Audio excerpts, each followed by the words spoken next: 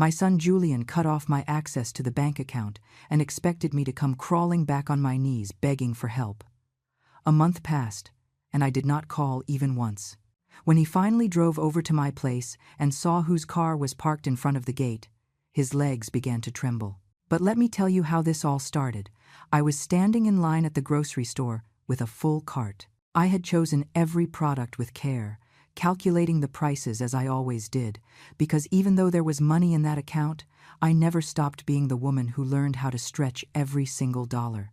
I scanned the vegetables, the chicken, the laundry detergent, the medicine for my blood pressure. The cashier smiled and stated the total, $143.20. I swiped my card through the reader. I waited. The machine emitted a dry, buzzing sound. Declined. The cashier frowned. I tried again. Declined again. I felt the blood rushing to my face. The people behind me started shifting restlessly. Someone sighed with impatience. The cashier looked at me with that mixture of pity and annoyance that I will never forget.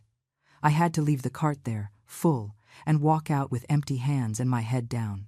I arrived home shaking, not from the cold, but from a humiliation that burned me from the inside out. I tried to log into the banking app on my phone.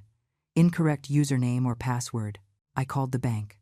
The automated voice asked me to verify my identity. After 10 minutes of waiting on hold, a young woman explained to me with a professional and distant voice that my access to the account had been modified. Only the primary account holder could make changes now. Julian, my son Julian, who had insisted 2 years ago that we put everything in his name to make things easier, so that I would not have to worry about anything. How foolish I was. How blind. How naive to believe that my own son, the creature I carried in my womb, whom I nursed, whom I raised alone after his father abandoned us, would ever do something like this to me. I hung up the call and sat on the armchair in the living room. That same armchair where Julian sat as a child to watch cartoons while I came home from my second job with swollen feet. I looked around. The walls of this small apartment, which I paid for with years of housekeeping, with double shifts at the diner, with every coin I saved by denying myself everything that was not strictly necessary, all so that he could study, all so that he could have what I never had. And now I was there, without access to my own money, without being able to buy my own food, without being able to pay for my own medication. I picked up the phone. I looked for his number. My finger hovered over the screen. I almost dialed. I almost called him to ask what had happened, to beg him to explain, to plead with him to fix the error. But something inside me, something small but firm like a stone, stopped me, because it was not an error.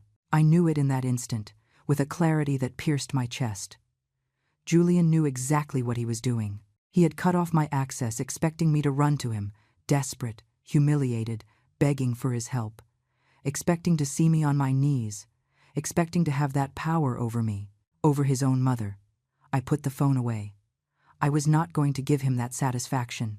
Not yet. Maybe never. I got up from the armchair and walked to the kitchen. I opened the pantry. There was rice, beans, a little oil, salt. I could survive a few days on that. I had survived worse things. I had survived the abandonment of his father. I had survived the poverty that forced me to wash other people's clothes until my hands bled. I had survived sleepless nights, sewing uniforms to earn a few extra dollars. I had survived everything. And I would survive this too. That night I could not sleep. I lay there staring at the dark ceiling, listening to the hum of the old refrigerator, feeling my mind replay every moment of the last few months. The signs had been there. I simply did not want to see them. The visits that became more and more spaced out, the calls that became shorter, colder, the way Julian averted his gaze when I spoke, the way his wife, that woman who never looked at me with true affection, smiled smugly every time she saw me. The forgotten birthdays, the broken promises, the Mother's Day that passed without a single word from him. I remembered the last time I went to his house, 3 months ago. I had baked his favorite cake, that chocolate one I made when he was a child that always brought a smile to his face. I rang the doorbell. His wife opened the door with an annoyed expression. She told me they were busy, that I should have called ahead, that it was not a good time. I saw Julian behind her in the spacious living room of that house that I helped pay for when he was starting out. He did not get up. He did not come to greet me. He only raised his hand in a vague gesture and went back to looking at his phone. I stood there on the threshold, holding that cake like an idiot, feeling the rejection hit me in the chest. I murmured an apology and left. I walked the 4 blocks to the bus stop with the cake in my hands and tears stinging my eyes. But even then, even after that humiliation, I had found excuses. They are stressed. They have a lot of responsibilities. Life is hard for them too. What stupidity! What tremendous stupidity of mine to justify the unjustifiable, to swallow the pain and call it love, to accept crumbs and call them enough. Now, lying in my bed in the dark, I understood the truth. Julian had not cut off my access to the account by mistake or by carelessness. He had done it because he wanted control, because he wanted to see me weak, because at some point in his life, my son, my boy, had become someone capable of punishing his own mother for the simple fact of existing. I closed my eyes and an image appeared in my mind. Julian at 7 years old, crying because the kids at school made fun of his torn shoes. Me, kneeling in front of him, drying his tears and promising him that he would soon have new shoes. I worked 3 straight shifts that week. I cleaned bathrooms, floors, windows. I came home every night with my body destroyed. But on Friday, I put a pair of new shoes on his bed. He jumped with joy. He hugged me. He told me I was the best mom in the world. That boy no longer existed. The man he had become was a stranger, a cruel stranger. The following days were a parade of memories that I had buried under layers of excuses and blind hope. Every time I closed my eyes, a different scene appeared, one more piece of the puzzle that I had refused to put together. I remembered Christmas last year. I had saved for months to buy Julian that watch he wanted so much, an elegant watch, one of those that important businessmen wear. It cost me $300. $300 that meant skipping meals, walking instead of taking the bus, not buying the coat I needed for the winter. I wrapped it with the prettiest paper I found. I arrived at his house on the afternoon of December 24th with the gift in my hands and a nervous smile on my face. His wife opened the door. She looked me up and down with that barely disguised contempt that was already familiar to me. She let me in, but she did not invite me to sit down. I remained standing in the entryway while she shouted toward the 2nd floor that I had arrived. Julian came down the stairs reluctantly, as if my presence were an inconvenience in his perfect day. I gave him the gift. He opened it without looking me in the eyes. When he saw the watch, he barely murmured a dry thank you. His wife leaned in and said they already had 3 identical watches in the drawer. They laughed. Both of them laughed. Julian did not even bother to pretend he liked it. He told me they had plans, that I should go. He did not offer me anything to drink. He did not ask me how I had gotten there. He did not wish me a Merry Christmas. I left that house with my heart broken in pieces, but even so, I told myself that maybe I was being too sensitive, that maybe they really were busy, that maybe I expected too much. Lies. Everything was lies, I told myself, to avoid facing the truth. I also remembered my 63rd birthday.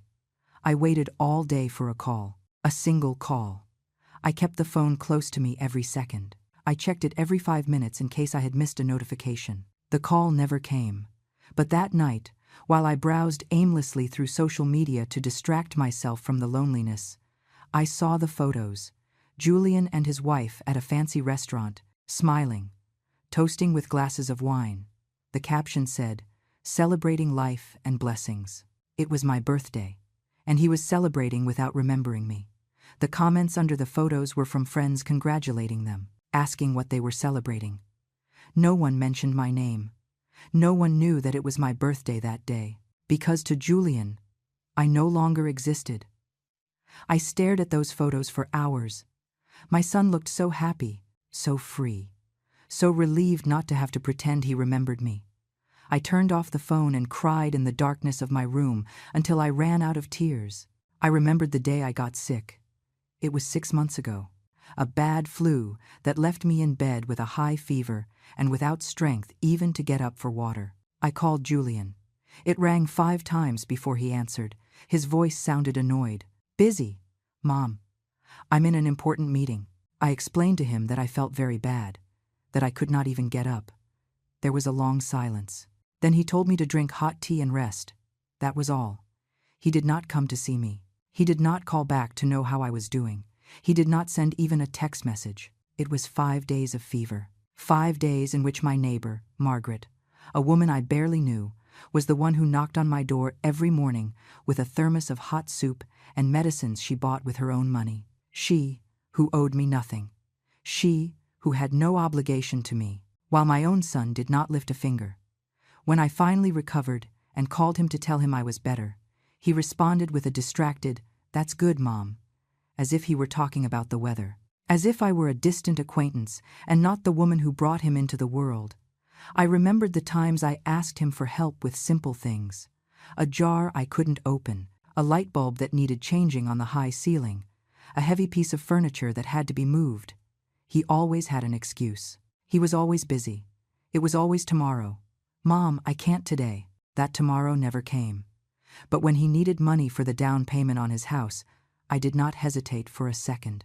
I gave him my savings, $12,000 that I had saved for my old age, for emergencies, to feel safe. I gave them to him without thinking twice because he was my son, because I trusted him, because he promised me he would pay them back in 6 months. 3 years have passed, I haven't seen a single dollar back, and now I understood why. Julian never had any intention of paying me back.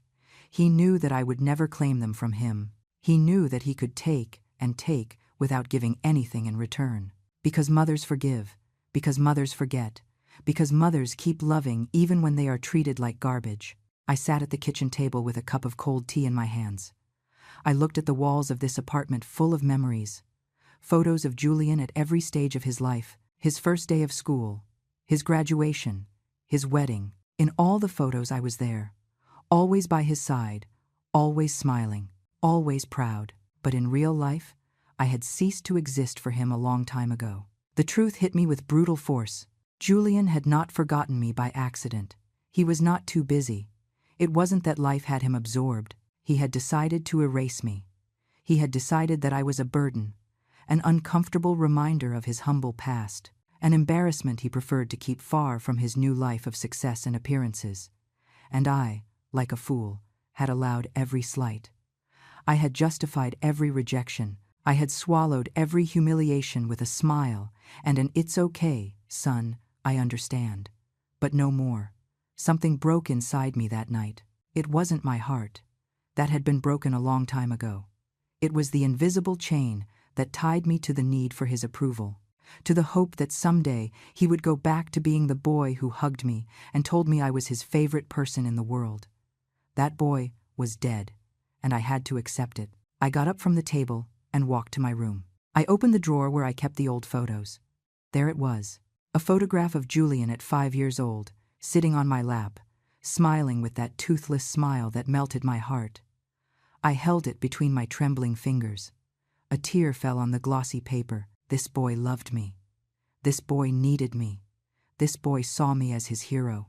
But that boy no longer existed, and the man he turned into did not deserve even one more tear.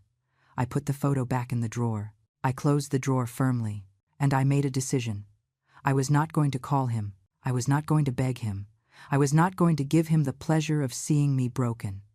If Julian wanted to play this cruel game of power and control, let him play alone. I was no longer going to participate. The first week without calling him was the hardest of my life. Every morning I woke up with the impulse to grab the phone, to dial his number, to listen to his voice even if it was cold and distant, because even my son's rejection seemed better than this absolute silence that surrounded me. But every time my hand approached the phone, I remembered the humiliation at the supermarket. I remembered his laugh when he saw the watch I gave him. I remembered how he left me sick and alone for 5 days, without even asking if I was still alive. And then I would push the phone away and breathe deeply. The days dragged on, slow and heavy. I sat by the window watching the street. I saw mothers pass by with their children. I saw them laughing together. I saw them hugging. And I felt a pain so deep in my chest that sometimes it was hard to breathe. But I did not call. The rice and beans were running out. I counted what was left. maybe for 4 more days, if I ate small portions. I opened my wallet. $22 in cash. That was all I had in the world. $22 and a son who expected to see me crawling back to him. I sat on the edge of my bed and let reality crash over me like a cold wave. I was alone. Completely alone. At 64 years old. Without money, without access to my account, without anyone to turn to. Fear settled in my stomach like a frozen stone. I could die here, and Julian wouldn't find out until someone reported the smell. I could get sick again, and there would be no one to knock on my door. I could scream, and no one would hear me. The tears began to fall uncontrollably. I cried like I hadn't cried since I was a little girl. I cried for the mother I was. I cried for the sacrifices I made. I cried for the love I gave, and that was never enough. I cried for the woman who was now sitting on this bed, invisible and forgotten. But at some point, in the middle of that heartbreaking crying, something changed. The crying stopped. The tears dried up. And in their place appeared something different. Something I hadn't felt in a long time. Rage. Not the explosive rage that breaks things. Not the rage that screams and curses. It was a cold rage, silent, firm as steel. I got up from the bed. I looked at myself in the vanity mirror. I saw an older woman with a face swollen from crying and red eyes, but I also saw something else. I saw a woman who had survived things that would have destroyed others. I raised a son alone. I worked 3 jobs at the same time. I paid every bill. I kept a roof over our heads. I fed him even when I went without eating. I clothed him, even when I wore old and mended clothes. I built a human being from scratch. I gave him education, values, opportunities, and if I could do all that back then, when I was younger but also poorer and more scared, then I could survive this now. Julian was waiting for my desperate call. He was waiting for me to beg, to plead, to show him that without him I was nothing. But he was wrong. I washed my face with cold water. I combed my hair. I put on the only decent blouse I had left. And I went out to the street. I walked 4 blocks to my neighbor Margaret's house, the same woman who had taken care of me when I was sick. I knocked on her door with my heart beating hard in my chest. She opened it with a warm smile. She invited me in. She made me a coffee without me asking. She sat across from me in her small kitchen and waited for me to speak. I told her everything. I told her about the bank account. I told her about the grocery store. I told her about Julian and his cruel silence. I told her about the $22 I had left and the food that was running out. Margaret listened to me in silence. When I finished speaking, she took my hand in hers. She didn't tell me that Julian surely had his reasons. She didn't tell me that children sometimes get confused. She didn't tell me any of those empty phrases people say to fill the uncomfortable silence. Instead, she told me, "Eleanor, you don't need that boy. You are stronger than you think." Then she got up and came back with an envelope. Inside was $150. She told me it was a loan with no rush to repay, to buy food, to pay what I needed. That when I could pay her back, I would, but not to worry about that now. I tried to refuse it. It seemed like too much. It seemed like charity. It seemed humiliating to accept money from a neighbor when my own son had left me with nothing. But Margaret closed my fingers over the envelope and looked me in the eyes. "Accepting help isn't weakness, Eleanor. It's intelligence." I went back home with those $150 pressed against my chest. It wasn't much, but it was something. It was the difference between eating and going hungry, between surviving and giving up. That night I slept a little better. The next day I went to the grocery store. I bought the basics. No luxuries. Rice, beans, eggs, bread, milk, cheap vegetables. I calculated every penny. I stretched every dollar as far as I could. When the cashier scanned my products and said the total, I took out the cash with trembling hands. I paid. I took my bags. And I walked out of there with my head held high. Small victory, but a victory nonetheless. The following days I established a routine. I got up early. I did gentle exercise at home to stay active. I cooked my meals with care. I cleaned the apartment even though no one would come to visit. Because if I stopped taking care of myself, if I gave up, then Julian would have won, and I wasn't going to allow it. One afternoon, While I was washing the dishes, I heard someone knocking on the door. My heart jumped. For a stupid second, I thought it might be Julian. That he had come to apologize. That he had come to his senses. I opened the door. It wasn't Julian. It was a man I didn't recognize at first. Tall, about 50 years old, well-dressed, but without showing off. He looked at me with a strange expression, a mixture of surprise and something like relief. "Mrs. Eleanor Vance?" he asked with a soft voice. "Yes," I responded cautiously. "Who is asking?" The man smiled. "I don't know if you remember me. I'm Caleb Bennett." The name sounded vaguely familiar, but I couldn't place it. He must have noticed my confusion because he continued speaking. "You helped me 15 years ago. I was a boy who had just arrived in the city. I had nowhere to sleep. I had no money. I was desperately looking for a job. You saw me sitting at the bus stop in the rain. You invited me into your house. You gave me food. You let me sleep on your sofa for 2 weeks until I got a job." The memories began to return. A young boy, thin, with frightened eyes and soaked clothes. I remembered him. I had given him a bowl of hot soup and a blanket. Julian was a teenager then and had complained about having a stranger in the house. But I told him that helping a neighbor wasn't optional. "Caleb," I murmured. "Yes, I remember you." He nodded. "Mrs. Eleanor, I never forgot what you did for me. You didn't know me at all. You had no reason to trust me, but you did. You treated me with dignity when the rest of the world looked at me like garbage." "It was nothing," I said, lowering my gaze. "Anyone would have done the same." "That's not true," he responded firmly. "No one else did. Only you."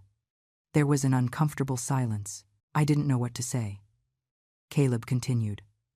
"I've been looking for you for months. I wanted to thank you personally. I wanted you to know that thanks to that opportunity you gave me, I was able to build a life. Now I have my own business. I'm doing well. Very well. I'm happy for you," I said sincerely. "But when I finally found you, I started asking some questions. And I found out things that worried me a lot, Mrs. Eleanor." My body tensed. "What things?" "I found out that your son cut off your access to your own accounts, that he left you without resources, that you are going through difficulties." I felt shame burning my cheeks. "That's none of your business," I murmured. "You're right," he said. "It's not my business. But I have a debt to you, a debt I can never fully repay. So let me help you now." "I don't need charity," I responded more harshly than I intended. "It's not charity, Mrs. Eleanor. It's justice."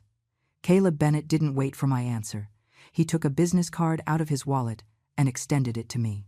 It said, "Caleb Bennett, financial advisor and legal consultant. Tomorrow at 10 in the morning, I have an appointment with a lawyer friend of mine," he said calmly. "I would like you to come with me. We need to review your financial situation. See what options you have, what rights correspond to you." I shook my head. "I don't have money for lawyers." "I'm not charging you anything," he responded. "I'm doing this because I want to, because I must, because 15 years ago you gave me something priceless, dignity and hope. Now let me give you back even a fraction of that." I wanted to refuse. I wanted to tell him I could do it alone. But the truth was that I couldn't. The truth was that I was desperate. And the truth was that maybe, just maybe, this was the sign I had been waiting for, without knowing it. "Okay," I whispered finally. "I'll go." Caleb smiled. "I'll pick you up at 9:30. And, Mrs. Eleanor, this is going to get better, I promise you." He left before I could answer. I remained standing there in the doorway, holding his card between my fingers, feeling that something was changing. I didn't know exactly what, but something was moving in the shadows of my life. That night I almost didn't sleep. I tossed and turned in bed thinking about what a lawyer could do, about what rights I could have, about whether there was any way to recover even something of what Julian had taken from me. At 9 in the morning, I was already dressed and ready. I put on my best dress, the one I saved for special occasions. I applied light makeup. I combed my hair with care. I wanted to look dignified. I wanted to look strong. Caleb arrived punctually in an elegant car. He opened the passenger door for me like a true gentleman.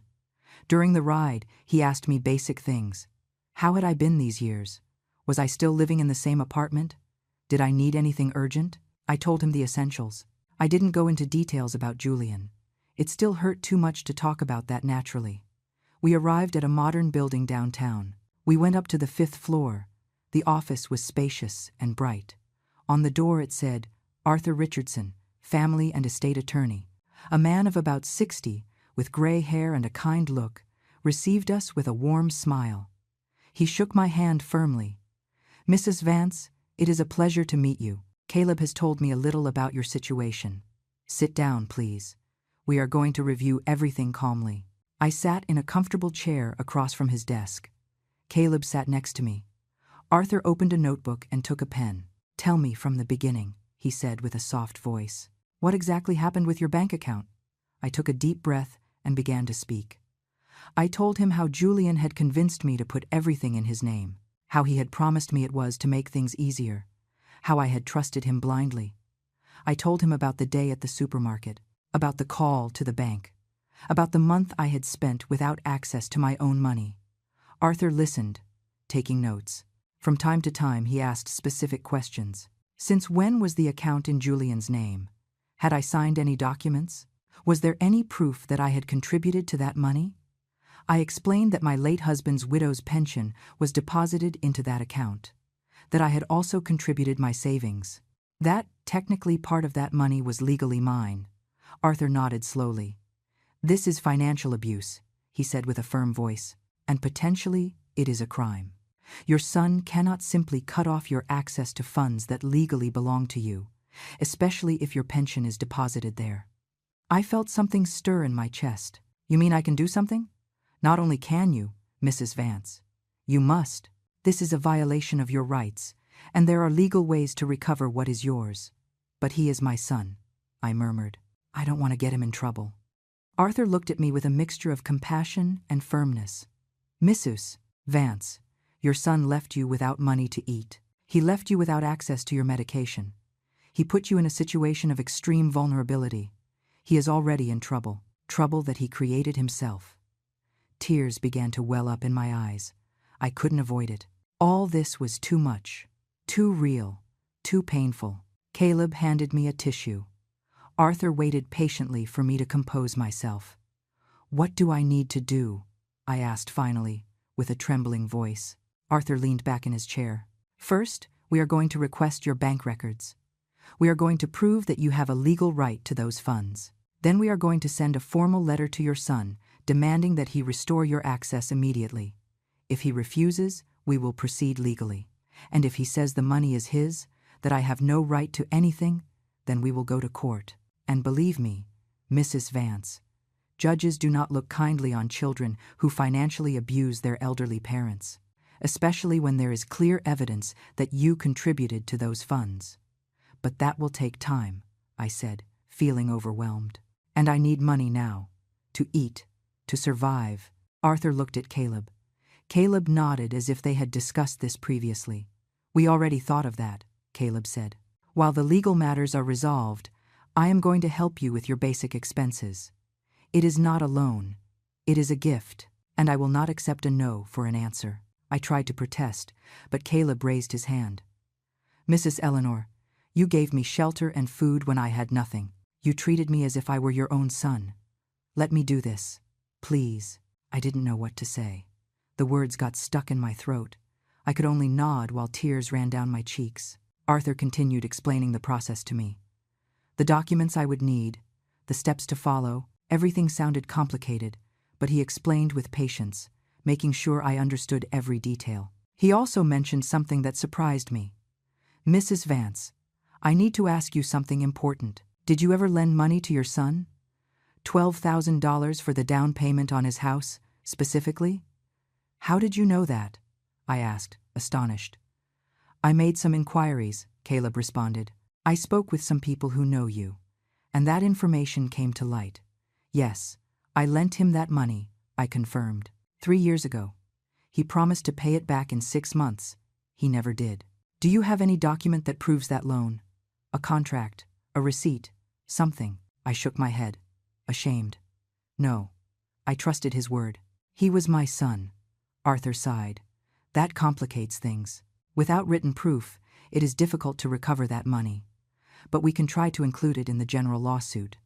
Sometimes, children confess these things when they are under legal pressure. We spent 2 more hours in that office. I signed documents authorizing Arthur to request my bank records. I signed a power of attorney letter so he could act on my behalf. I signed everything they put in front of me, because for the first time in weeks, I felt that someone was on my side. When we left the building, the sun was shining brightly. Caleb took me to lunch at a modest but cozy restaurant. He ordered for both of us without asking me what I wanted, as if he knew I was too emotionally exhausted to make decisions. We ate in silence for a while. Then Caleb spoke. "Mrs. Eleanor, I know this is difficult. I know that confronting your son legally is probably the last thing you wanted to do in life. It is," I admitted. "I never thought it would come to this. But you deserve respect. You deserve dignity. And you deserve to have access to your own money. What Julian did is not only cruel, it is illegal." "I know," I whispered, "but he is still my son. And you are still his mother. A mother who sacrificed everything for him. A mother who deserves something better than this." We finished eating. Caleb paid the bill despite my protests. Then he handed me an envelope. "There are $2,000 in there," he said before I could speak. "Use them for whatever you need. Food, medicine, bills, whatever. And don't worry about paying them back. When this is resolved and you recover your money, if you want to give me something, fine. If not, that's fine too." "Caleb, this is too much," I said with a broken voice. "Nothing is too much for the woman who saved my life," he responded firmly. He took me back home. Before I got out of the car, he gave me a phone number. "It's my personal cell phone. Call me if you need anything. At any hour. I mean it." I entered my apartment with the envelope pressed against my chest. I closed the door. I leaned against it. And finally, after weeks of pain and fear, I felt something different. Hope. The following days were a whirlwind of activity that I hadn't experienced in a long time. I felt useful. Busy. Alive in a way I had forgotten was possible. Arthur called me 3 days after our meeting. His voice sounded satisfied. "Mrs. Vance, I have good news. I got the bank records for the last 5 years." "And what do they say?" I asked with a racing heart. "They say you have a solid case. Your pension has been deposited into that account religiously every month. It is $1,200 a month for 5 years. That is $72,000 that entered that account and are legally yours. $72,000. The figure left me breathless. I had never thought of that money in that way. I had never added it up. I only knew that my pension arrived and that Julian supposedly used it to help me with my expenses. But now I realized that I barely saw any of that money. Julian gave me $200 a month when he remembered, sometimes less, sometimes nothing. Where was the rest of my money? "That is the right question," said Arthur. "The records show that Julian has been spending freely from that account. Expensive restaurants, trips, luxury purchases. There is a charge of $8,000 to a jewelry store 6 months ago, another of $15,000 to a travel agency a year ago." I felt the rage returning, cold, hard. Julian had been living well on my money while I counted pennies to buy rice. "There is also something else," continued Arthur. "I found evidence that you deposited your own savings into that account. $12,500 4 years ago. Money you had earned working before retiring?" "Yes," I said with a trembling voice. "It was when Julian convinced me to merge everything into a single account so it would be easier to manage. He said that way he could help me better with my finances. What he did is called misappropriation of funds. Mrs. Vance. And we have all the evidence we need to prove it." "What follows now?" I asked. "Now we send him a formal letter. A letter where we explain that we know exactly what he did. That he has 7 days to restore your full access to the account and to compensate you for the funds he spent improperly. If he doesn't respond or refuses, we proceed with a formal lawsuit." "Do it," I said without hesitation. I was no longer afraid. I no longer had doubts.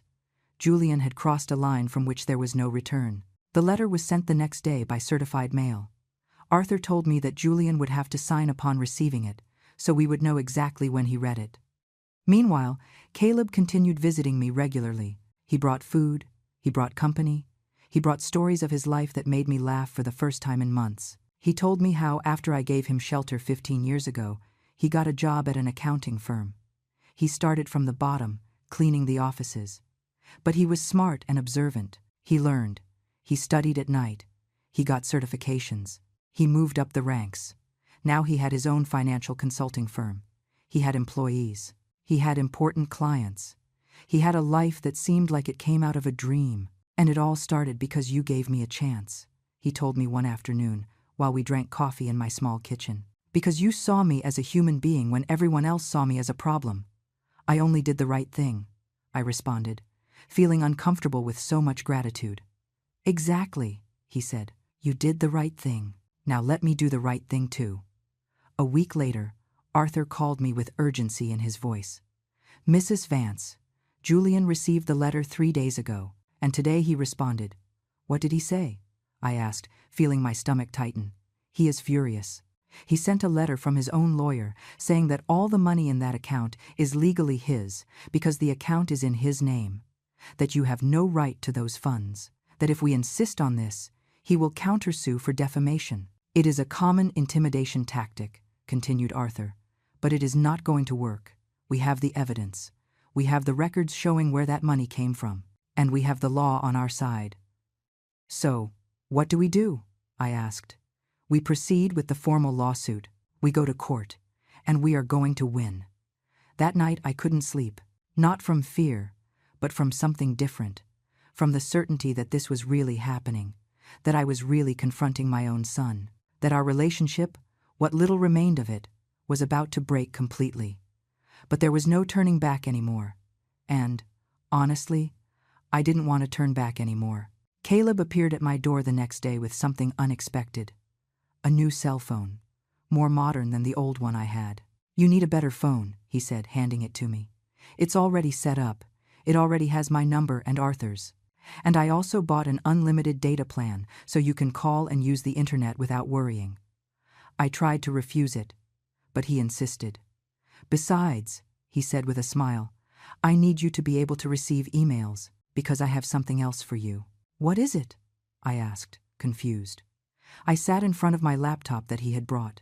Caleb opened several documents on the screen. I did a complete investigation of your financial situation, he explained. And I found something interesting. You worked for 25 years for a cleaning company, right? Yes, I confirmed. Until I retired 6 years ago. That company had a retirement fund for its employees. A fund to which you contributed automatically from your salary every month. It is a small amount, but over 25 years it accumulated. I knew nothing about that, I said, surprised. Most employees didn't know, Caleb responded. The company didn't make much effort to inform them, but I investigated. I spoke with them. And it turns out you have $8,500 in that fund that you never claimed. $8,500. Another number that seemed unreal. How is it possible they never told me? I asked. They sent a letter to your address when you retired, but according to their records, the letter was returned, probably because you had already moved to this apartment. Caleb took some forms out of his briefcase. You need to sign these documents to claim that money. The process takes approximately 3 weeks, but that money is yours. Legally, without dispute. I signed the papers with trembling hands. I couldn't believe what was happening. Money that I thought I didn't have. Money that was mine by right. Money that meant independence. But that's not all, continued Caleb. I also checked if you qualify for any assistance programs for seniors, and it turns out you do. There is a state program that can provide you with an additional $200 a month for medical expenses and food. How did I not know anything about this? I asked, feeling overwhelmed. Why didn't anyone tell me, Mrs. Eleanor? Because probably Julian was never interested in finding out. He wanted you to depend on him, to need him, because that gave him power. The following days were of intense paperwork, signatures, forms, documents. Caleb helped me with everything. Arthur, too. Between the two of them, they were building a legal and financial shield around me. And slowly, very slowly, I began to feel different. I began to feel powerful. 2 weeks later, I received an email on my new phone. It was from the cleaning company where I worked. They confirmed that my application had been approved.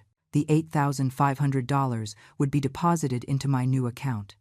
The account Caleb had helped me open at a different bank. An account where only I had access. I cried when I read that email. Not from sadness, from relief, from gratitude, from victory. Caleb called me that same afternoon. "I have one more surprise for you," he said with a mysterious voice. "I'm going to pick you up tomorrow at 10. Wear something nice." "What surprise?" I asked. "You'll see," he responded and hung up. The next morning I got ready with care. I put on my best dress. I did my makeup. I did my hair. When Caleb arrived, he whistled with admiration. "You look beautiful, Mrs. Eleanor." He took me to a car dealership. An elegant dealership with shiny and gleaming cars. He parked and looked at me with a smile. "What are we doing here?" I asked, confused. "You need transportation," he said simply. "And I need to buy a new car. So we are going to kill two birds with one stone." "I don't understand. My current car is only 2 years old. It is in perfect condition. I don't need it anymore. So I am going to give it to you." "Caleb, I can't accept a car," I protested.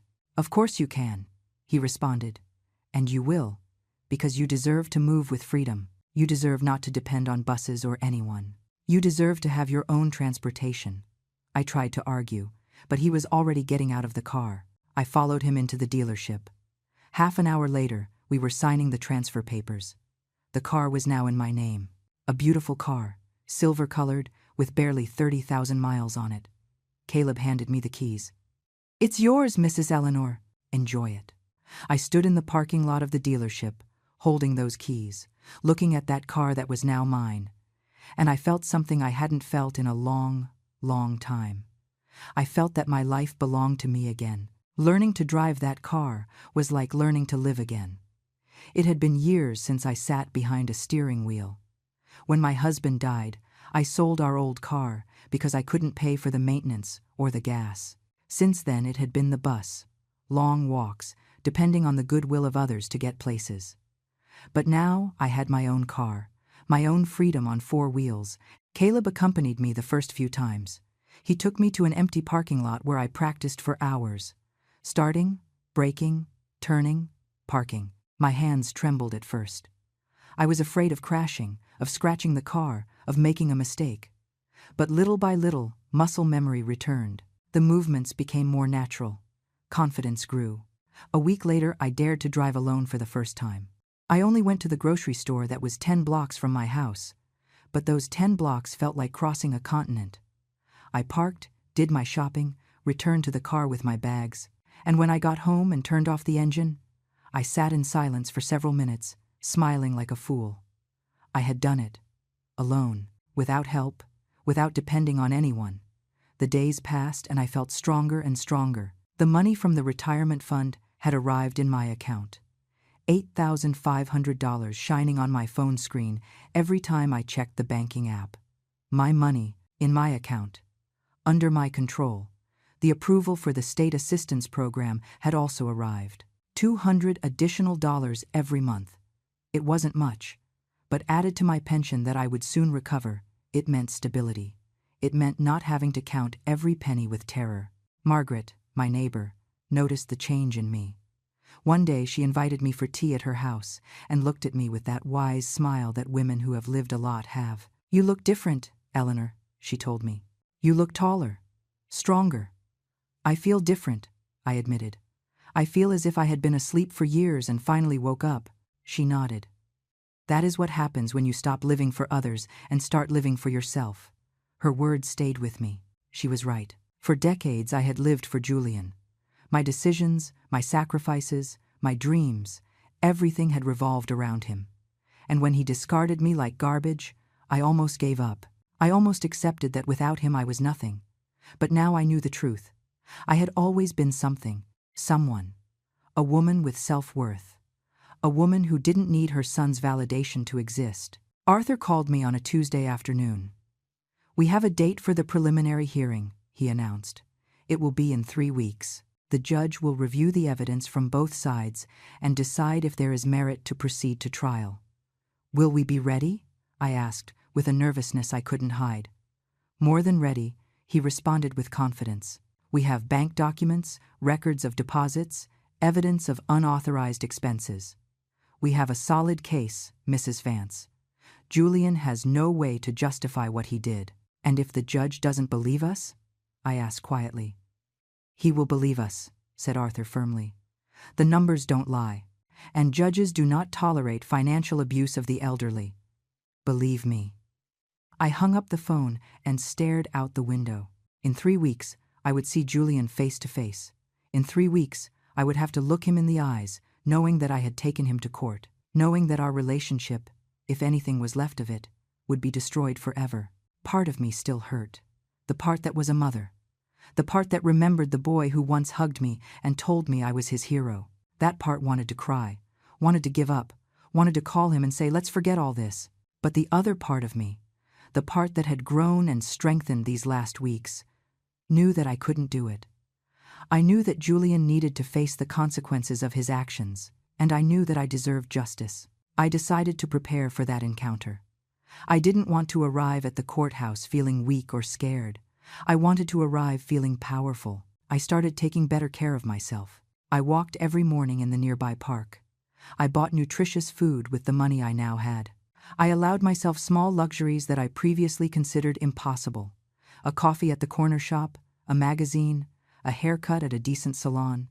I also started writing. I bought a notebook, and every night before sleeping, I wrote my thoughts. I wrote about the pain Julian had caused me, about the years of sacrifice he had forgotten, about the betrayal that still burned in my chest.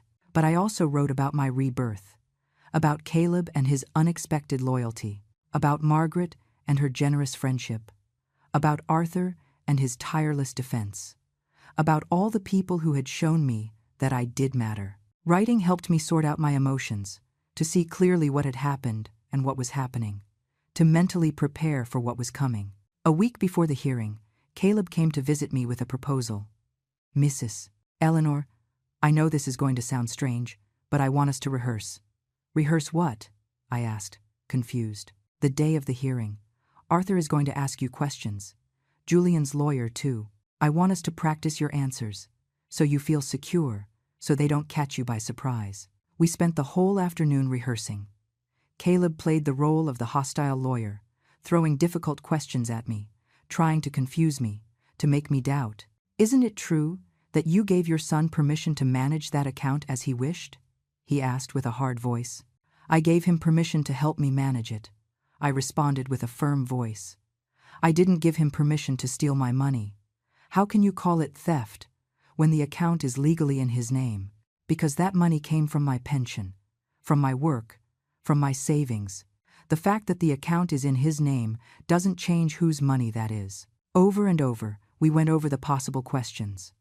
Over and over, I practiced maintaining calm, maintaining firmness, not letting myself be intimidated. At the end of the afternoon, Caleb smiled. You are going to do very well, Mrs. Eleanor. You are going to surprise everyone in that room. 2 days before the hearing, I did something I hadn't done in weeks. I took out the old photos of Julian, the ones I had kept in the drawer, the ones that showed the smiling boy he once was. I looked at them one by one. Julian at 3 years old, covered in chocolate. Julian at 8, proudly showing his first soccer trophy. Julian at 15, the day of his middle school graduation. Julian at 22, the day he graduated from college. In every photo I was there, behind him, by his side, holding him, applauding him, loving him. But he no longer saw me. He no longer valued me. He no longer loved me the way a son should love his mother. I put the photos back in the drawer. I closed the drawer gently, and I decided I wouldn't take them out again. Not because I wanted to forget, but because I needed to move on. The night before the hearing, I couldn't sleep. I tossed and turned in bed, imagining how it would be, how I would feel seeing Julian after almost 2 months without contact. What expression would be on his face? If he would feel shame, if he would feel regret, if he would feel anything. At 6 in the morning I got up. I showered with hot water, letting the steam fill the bathroom.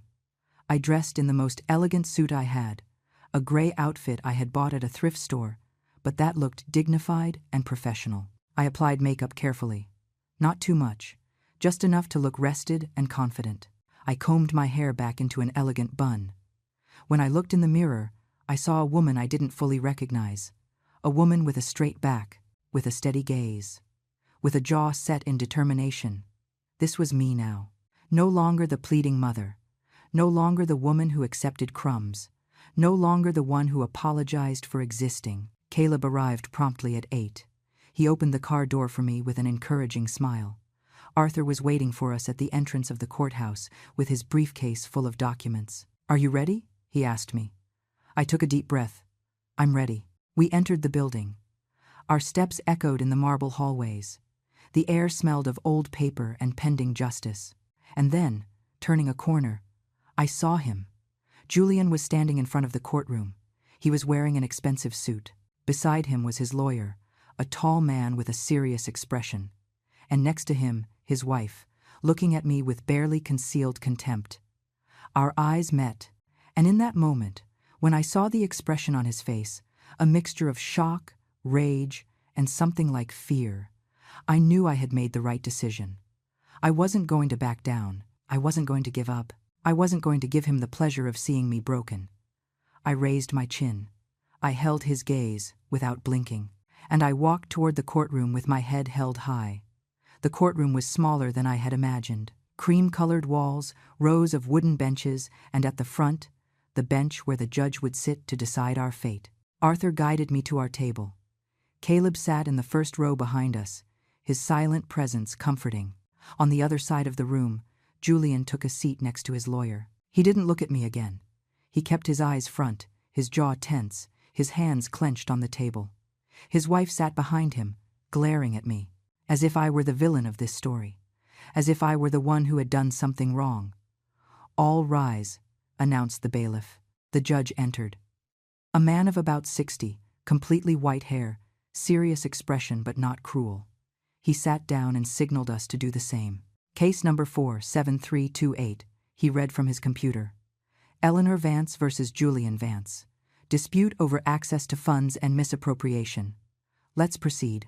Arthur stood up. "With your permission, Your Honor, I would like to present my client's situation first." The judge nodded. "Go ahead." Arthur began to speak. His voice was clear, firm, professional. He explained how Julian had convinced me to put the account in his name, how he had cut off my access without notice, how he had left me without resources for basic needs. Then he presented the evidence. The bank records projected on a large screen. The monthly deposits of my pension clearly marked, the excessive withdrawals and expenses Julian had made. "A charge of $8,300 to a jewelry store," pointed out Arthur. "Another of $15,200 to a travel agency. Multiple charges at luxury restaurants, totaling more than $20,000 in the last year. All this while my client survived on rice and beans." The judge studied the documents with attention. He made notes.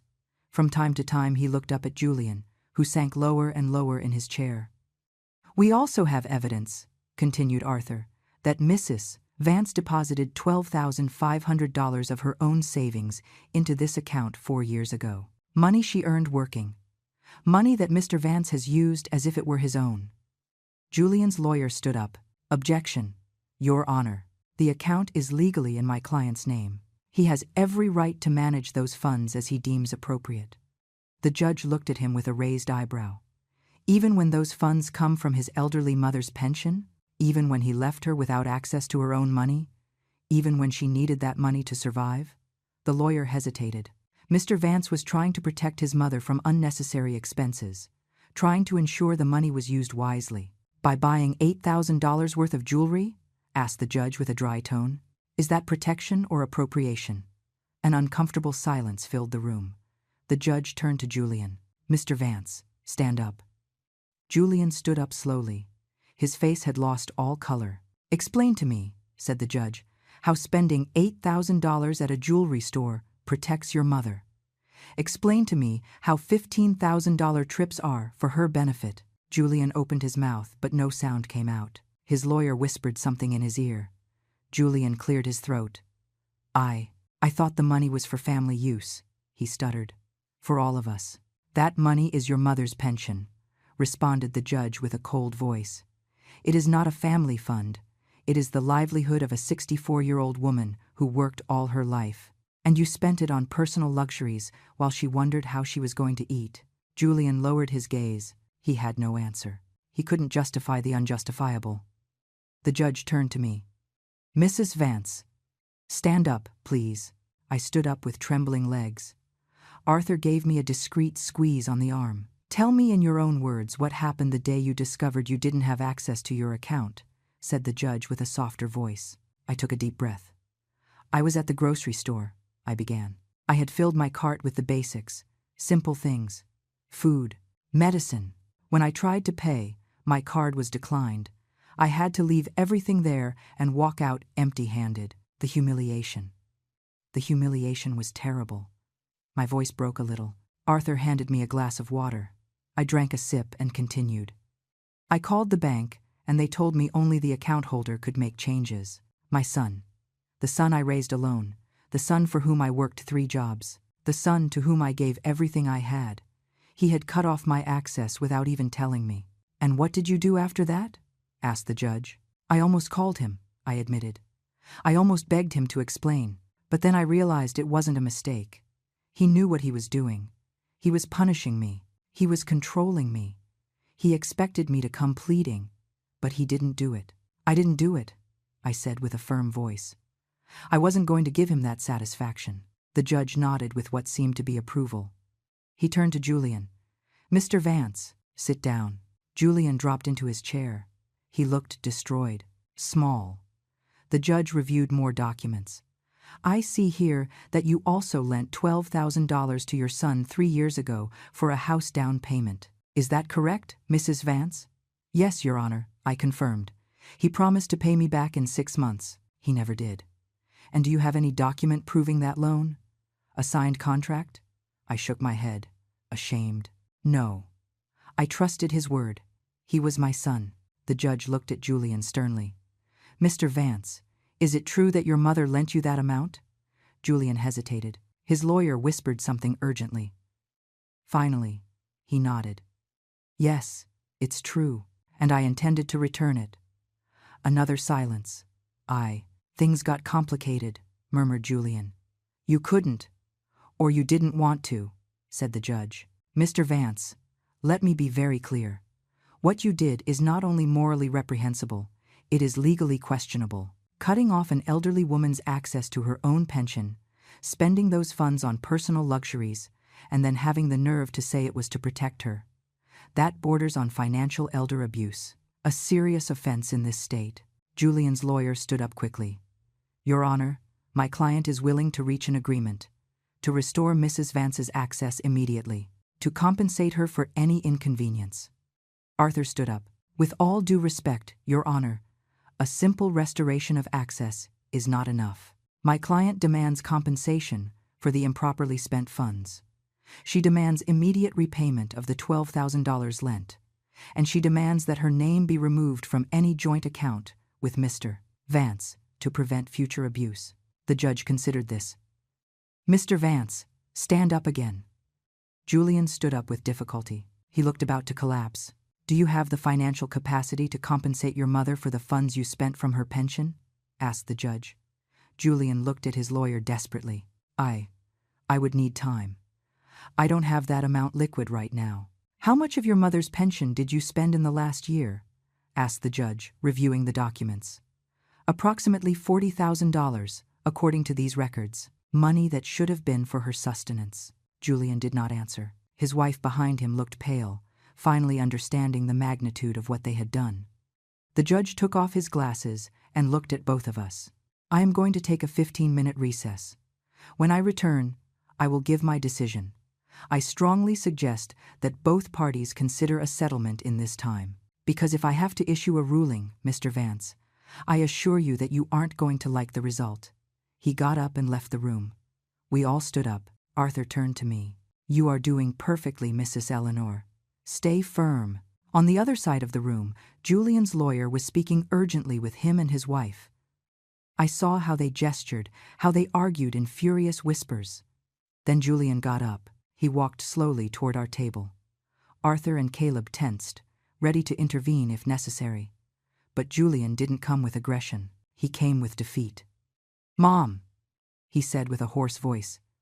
His voice sounded strange, as if he hadn't spoken that word in a long time. I looked at him expressionlessly. I said nothing. I just waited. I need to talk to you. Alone. Please." Arthur was about to object, but I raised my hand. "It's okay." We went out into the hallway. We stood facing each other, my son and I, united by blood, but separated by an abyss of pain and betrayal. "I'm sorry," he said finally. Tears began to form in his eyes. "I'm so sorry. Mom, I don't know what happened to me. How did I get to this?" I looked at him in silence. Part of me wanted to hug him. Part of me wanted to tell him everything was okay. But it wasn't.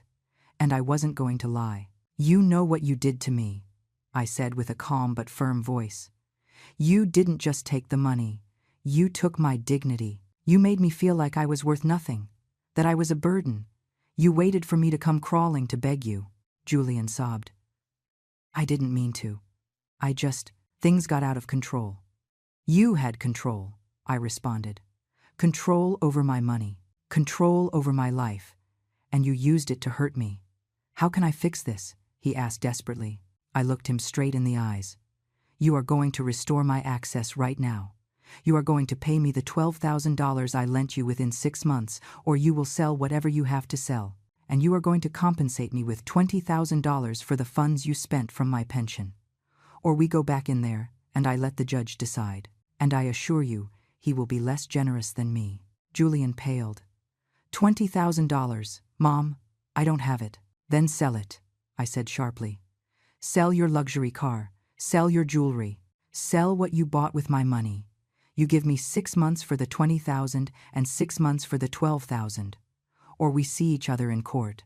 You decide." Julian wiped his tears. His hands were shaking. "Okay, I'll do it. I promise."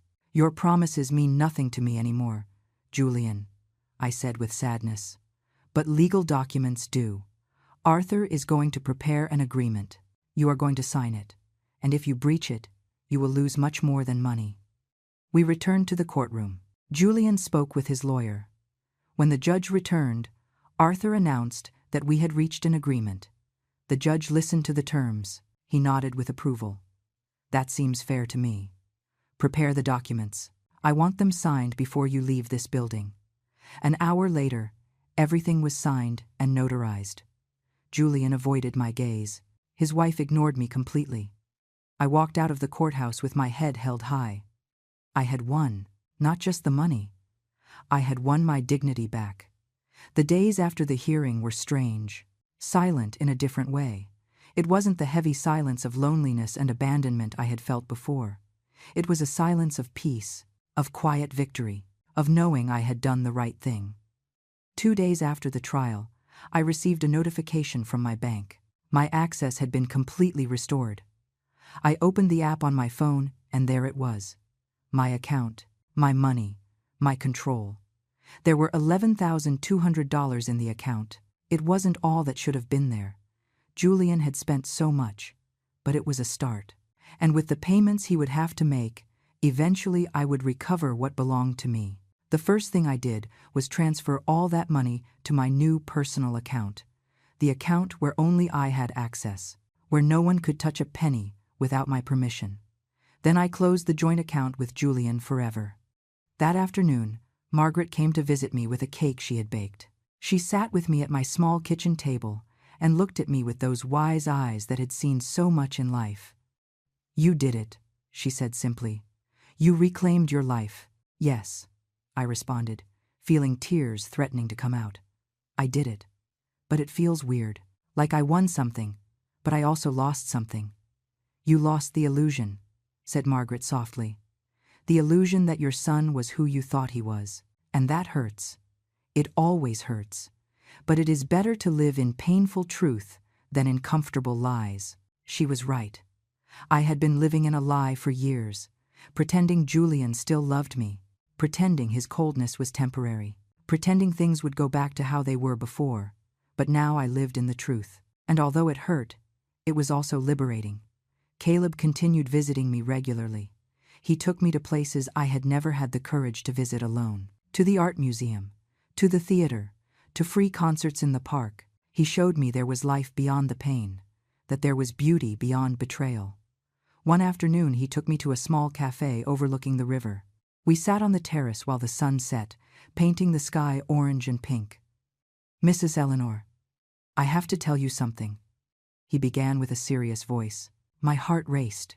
"What's wrong? I've been thinking a lot about all this. About how you helped me years ago. About how I could help you now. And I realized something. Life is a circle. The kindness we give returns to us, sometimes in ways we never imagine." I smiled. I always believed in that, although these last few months made me doubt it. "But it's true," insisted Caleb. "You gave me shelter when I had nothing. And look now. I could give you back some of that when you needed it. That's how the universe works. Kindness is never lost." His words touched me deeply. He was right. I had spent so many years giving everything to Julian, hoping he would give it back to me. But the universe gave that kindness back to me through Caleb, through people who owed me nothing but chose to help me anyway. 3 weeks after the hearing, Julian made his first payment, $5,000 deposited into my account. No message came with the deposit. No note. No additional apology. Just the money. It was enough for now. I used part of that money to pay Margaret back the $150 she had lent me when I needed it most. She tried to refuse, but I insisted. "You helped me when no one else did," I told her, putting the money in her hands. "Let me do this, please." She finally accepted with tears in her eyes. "You are a good woman, Eleanor.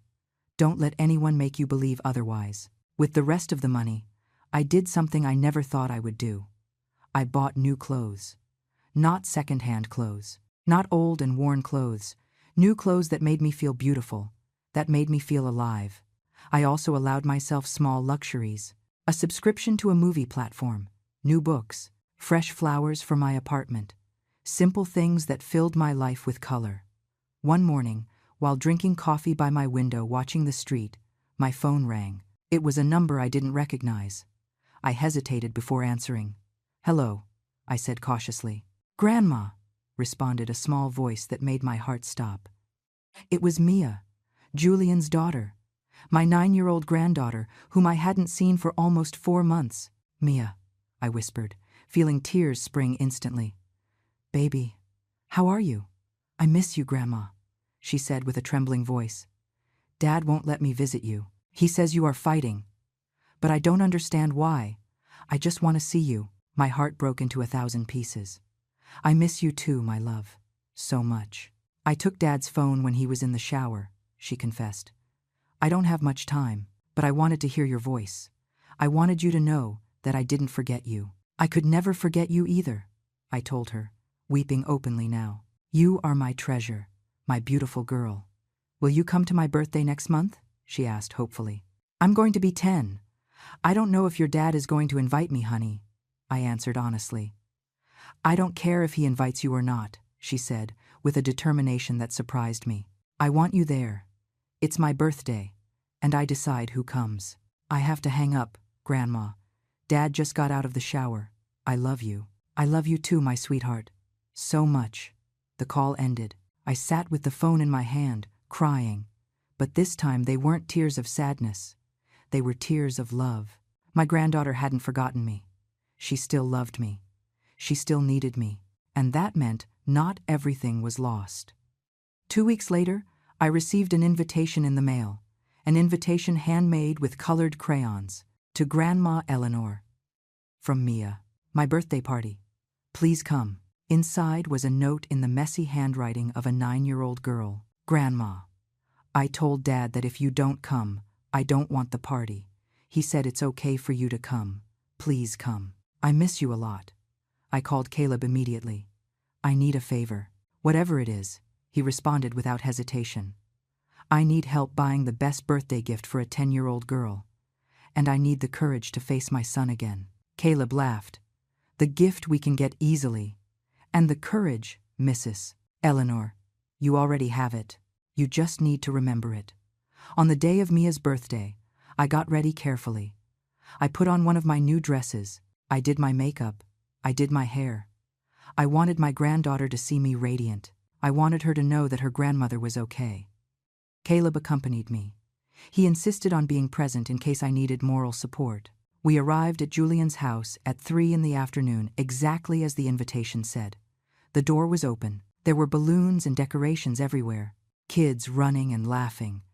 And there, in the middle of it all, was my Mia. When she saw me, her little face lit up like a Christmas tree. "Grandma!" she shouted, running toward me. I caught her in my arms and hugged her with all my strength. She smelled like strawberry shampoo and cake. She felt warm and alive and perfect. "You came," she sobbed against my shoulder. "I thought you wouldn't come. Nothing in this world could have stopped me from coming," I whispered in her ear. Nothing. Julian appeared in the doorway. He looked at us uncomfortably. His wife was behind him with an illegible expression. "Eleanor," said my son with a tense voice. "Thanks for coming. Thanks for allowing me to come," I responded with polite coldness. Mia took me by the hand and dragged me inside. She showed me every decoration. She introduced me to all her friends. She made me feel as if I were the guest of honor.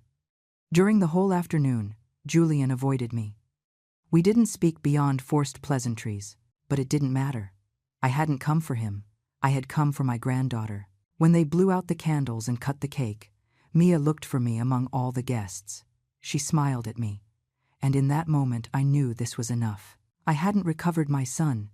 Maybe I would never recover him. But I hadn't lost my granddaughter, and that was more valuable than any amount of money.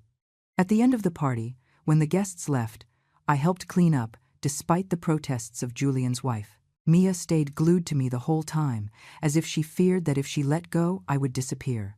When it was finally time to go, Mia hugged me tight. "You're going to come see me again, right? You're not going to disappear again?" "I will come," I promised her. "I swear. Now that I know you want me here, nothing is going to stop me." Julian walked me to the door.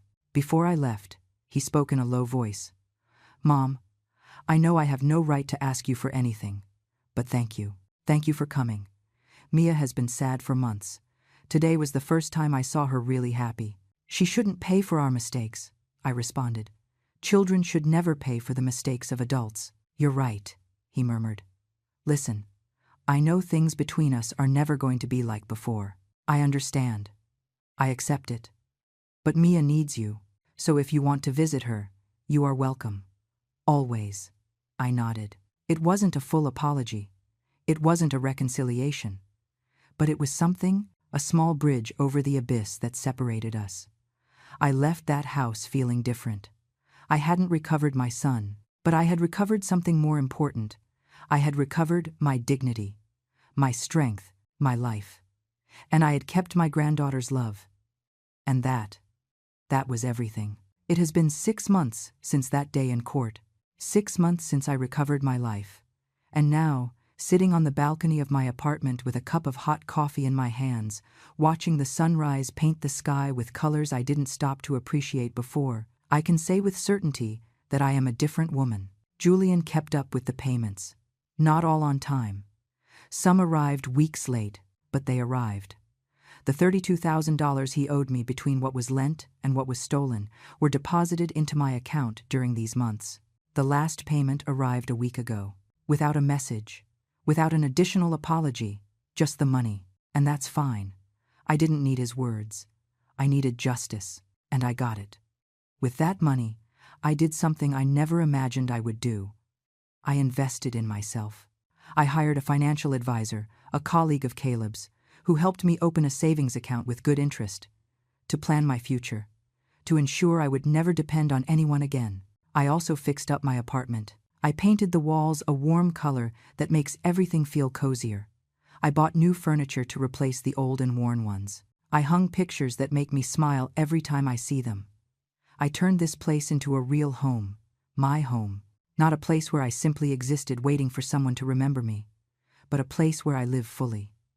Caleb is still part of my life. He comes to visit me at least once a week. Sometimes he takes me to new places. Sometimes we simply sit and talk for hours. He tells me about his projects. I tell him about my small daily victories. There is a genuine friendship between us that I value more than words can express. A month ago, he introduced me to a woman named Cecilia Bennett, his mother. A 70-year-old lady with a contagious laugh and a life story that made me cry. She too had gone through difficulties with her children. She too had had to learn to set boundaries. She too had had to rebuild herself. We became friends immediately. Now we get together every week with Margaret to drink tea and share our lives. 3 women who understand the pain of being forgotten mothers. 3 women who decided not to let that pain define us. My relationship with Julian remains distant. We see each other at Mia's birthdays, at school celebrations where she participates, on important dates. We are cordial, polite, but the trust that once existed between us is broken, and honestly, I don't know if it will ever be repaired. But I have learned to be at peace with that. I have learned that I cannot force anyone to love me the way I need to be loved. I have learned that some relationships, even blood ones, have to transform. And sometimes that transformation means distance. It means boundaries. It means protecting your own heart. Mia, however, is my light. I see her twice a week, Wednesdays after school and Saturday afternoons. Julian brings her to my apartment and picks her up a few hours later. During that time, it's just her and me. We cook together. We do crafts. We read books. We talk about her dreams. She tells me things she would never tell her parents. Her fears, her hopes, her worries about school. And I listen to her with all my attention. I give her advice when she asks for it. I hug her when she needs comfort. And I tell her every day that she is loved, that she is valuable, that she is enough. Because I want her to grow up knowing something I forgot for many years. That her value does not depend on what others think of her. That her dignity is inherent. That she deserves respect and unconditional love. Last week, Mia told me something that made me cry. We were baking cookies when suddenly she stopped mixing the dough and looked at me very seriously. "Grandma, when I grow up I want to be like you," she said. "Like me?" I asked, surprised. "Yes, strong, brave, capable of standing alone even when things are hard." Dad told me a little bit about what happened. Not all the details because he says I'm too young.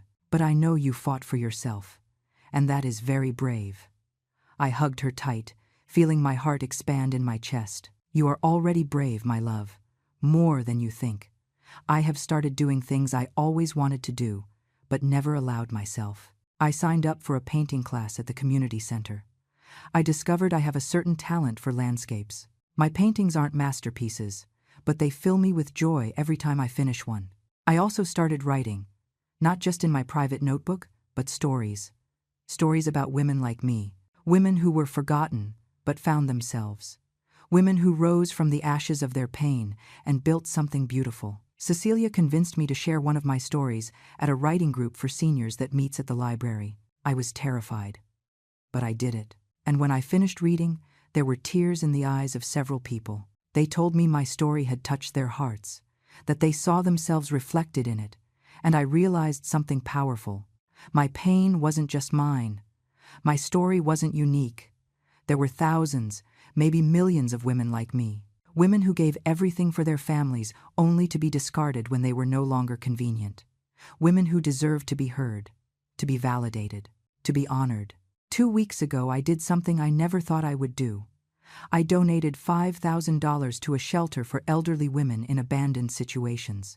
Women who didn't have the luck I had, who didn't have a Caleb appear in their lives, who didn't have an Arthur to fight for them. When I handed over the check, the shelter director hugged me with tears in her eyes. "You don't know how many lives you are going to change with this," she told me. But I did know, because someone changed mine. And now, it was my turn to do the same for others. Yesterday afternoon, I was watering the plants on my balcony when the doorbell rang. I opened the door, and there was Julian. Alone. Without Mia. Without prior notice. "Can we talk?" he asked with a soft voice. I let him in. I offered him coffee. We sat in my new living room with an uncomfortable distance between us. "Mom," he started, and then stopped. He cleared his throat. He tried again. "I've been going to therapy. Since the trial," my wife insisted. "And I've been working on a lot of things. I'm glad. I said sincerely. The therapist made me see things I didn't want to see. How I treated you. How I used you. How I took for granted everything you did for me. And I want you to know that I am ashamed. Deeply ashamed. It's okay, I said, although I wasn't sure it was. No, it's not okay, he responded with a broken voice. Nothing I did is okay. I treated you worse than a stranger, worse than anyone. And you are my mother, the woman who sacrificed everything for me. Tears ran down his face now. I don't know if someday you can forgive me, and I would understand if you can't, but I needed to tell you that I'm sorry, truly, and that I'm going to spend the rest of my life trying to be better, to be the son you deserved from the beginning. I said nothing for a long moment. I just watched him cry. I watched the man he had become, finally facing what he had done. Julian, I said finally, I don't know if things between us will ever be like before. Honestly, I don't think they can be. There are things that once broken cannot be completely repaired. But I appreciate your apology, and I appreciate that you are working on yourself. He nodded, wiping his tears. That's all I can ask. He stayed for another hour. We talked about superficial things, about the weather, about Mia and her school performance, about his work. It was strange, but not terrible. And when he left, he hugged me. A clumsy and uncomfortable hug, but a hug nonetheless. I don't know what the future holds for our relationship. I don't know if we will ever be close again, but I know that I am going to be okay regardless of what happens, because I finally learned the most important lesson of my life. My value does not depend on how others treat me. My dignity is not subject to anyone's approval. My life belongs to me, and I am enough. I always was. This morning I woke up with the sun coming through my window. I made my favorite coffee. I sat on my new balcony, and I smiled. I smiled because I am alive, because I have a roof over my head that I paid for with my own effort, because I have food in my pantry and money in my account, because I have true friends who value me, because I have a granddaughter who loves me unconditionally. I smiled because I survived. And not only did I survive, I was reborn. I am Eleanor Vance. I am 64 years old, and my life is just beginning. To all the women reading this, who perhaps see themselves reflected in my story, I want to tell you something. If someone makes you feel invisible, if someone discards you as if you were worth nothing, if someone abuses your kindness and your love, remember this: you are valuable, you matter, and you deserve to be treated with dignity and respect. Don't be afraid to set boundaries. Don't be afraid to defend yourself. Don't be afraid to stand alone if necessary, because sometimes the greatest strength is not in enduring, it is in saying enough. And you, reading this now, tell me, have you ever felt like someone tried to erase you from your own story? Did you ever have to fight for your dignity against someone who was supposed to love you? Did you ever rise from the ashes of betrayal and discover you were stronger than you thought? Let me know in the comments. Because our stories matter, our voices deserve to be heard, and together we are unstoppable. Thank you for listening to my story. Thank you for being here.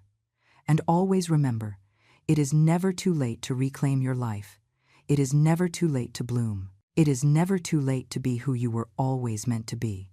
With love and respect, Eleanor. Let her wait outside. We're having dinner. The voice of my daughter-in-law, Caroline, cut through the window like a knife. My own daughter-in-law had just condemned me to stand in the rain while they enjoyed their meal. I had been standing there for 3 hours. 3 hours getting soaked while my family ate warmly inside the house I had helped them buy. But that night, I made a decision that brought them to their knees the very next day. My name is Helen. I am 69 years old, and it all began on a Friday morning when I woke up filled with excitement. After 3 months without seeing my grandson, Leo, my son Ben had finally invited me to dinner. "Mom, come over today at 6. We really want to see you," he had said in that sweet voice that always melted my heart. I have been a widow for 5 years. I had worked my entire life cleaning houses, selling baked goods, doing whatever it took to raise my son, and now that he had his own family, I was still the one supporting them. Their bank accounts, the mortgage on the house, Leo's private school, the car payments, it all came from my pension and my life savings. But I didn't care. They were my blood, my reason for living. I got ready with such care that afternoon. I chose my maroon dress, the one that made me feel elegant despite my wrinkles. I put on my late mother's pearls and that French perfume I had bought on sale. I wanted to be perfect for my family. I walked to the toy store downtown and bought that new Transformer robot Leo had asked for the last time we saw each other. I also stopped by the French bakery for those little macarons that Caroline loved so much. The bags were heavy in my arms, but my heart was light with happiness. I took the number 43 bus, the same one as always. A 45-minute journey watching the city go by, imagining Leo's surprise when he saw his gift. It was a beautiful October afternoon. The sky was clear, and there was a soft breeze that reminded me of when Ben was little and we would go to the park to feed the pigeons. I arrived in their suburban neighborhood, the one that made me so proud because I knew my effort had made it possible for them to live there. I walked the 4 blocks from the bus stop to their house, that 2-story house with a garden, the house that had my name on the deed as a co-signer. I rang the doorbell at exactly 6 o'clock, just as we had agreed, and that's when my nightmare began. Caroline opened the door with a forced smile. She was wearing an elegant black dress that I had given her last month. "Hello, Helen," she said without inviting me in. "Look, you've come at a bad time. We have guests." "But Ben invited me to dinner," I replied, confused, feeling the bags grow heavier in my arms. Yes. But you know what? Just wait here a moment while I talk to him, okay?" And she closed the door in my face. I was left standing on the porch, not understanding what had just happened. I could hear voices inside, laughter, the clinking of glasses. It smelled of pot roast, of wine, of celebration. But I was outside. I waited 5 minutes, 10, 15. I rang the doorbell again. This time, Ben opened it, my son, my pride, the man for whom I had sacrificed everything. "Mom, what are you still doing here?" he asked with an uncomfortable smile. "You told me to come for dinner, son. Here I am." He glanced back over his shoulder as if consulting with someone. "Look, Mom, some of Caroline's friends showed up unexpectedly, and we don't have enough food. How about you come over tomorrow instead?" It felt like I had been slapped across the face. I had spent my last few dollars on those gifts. I had taken 2 buses. I had gotten ready with so much love. But son, you invited me.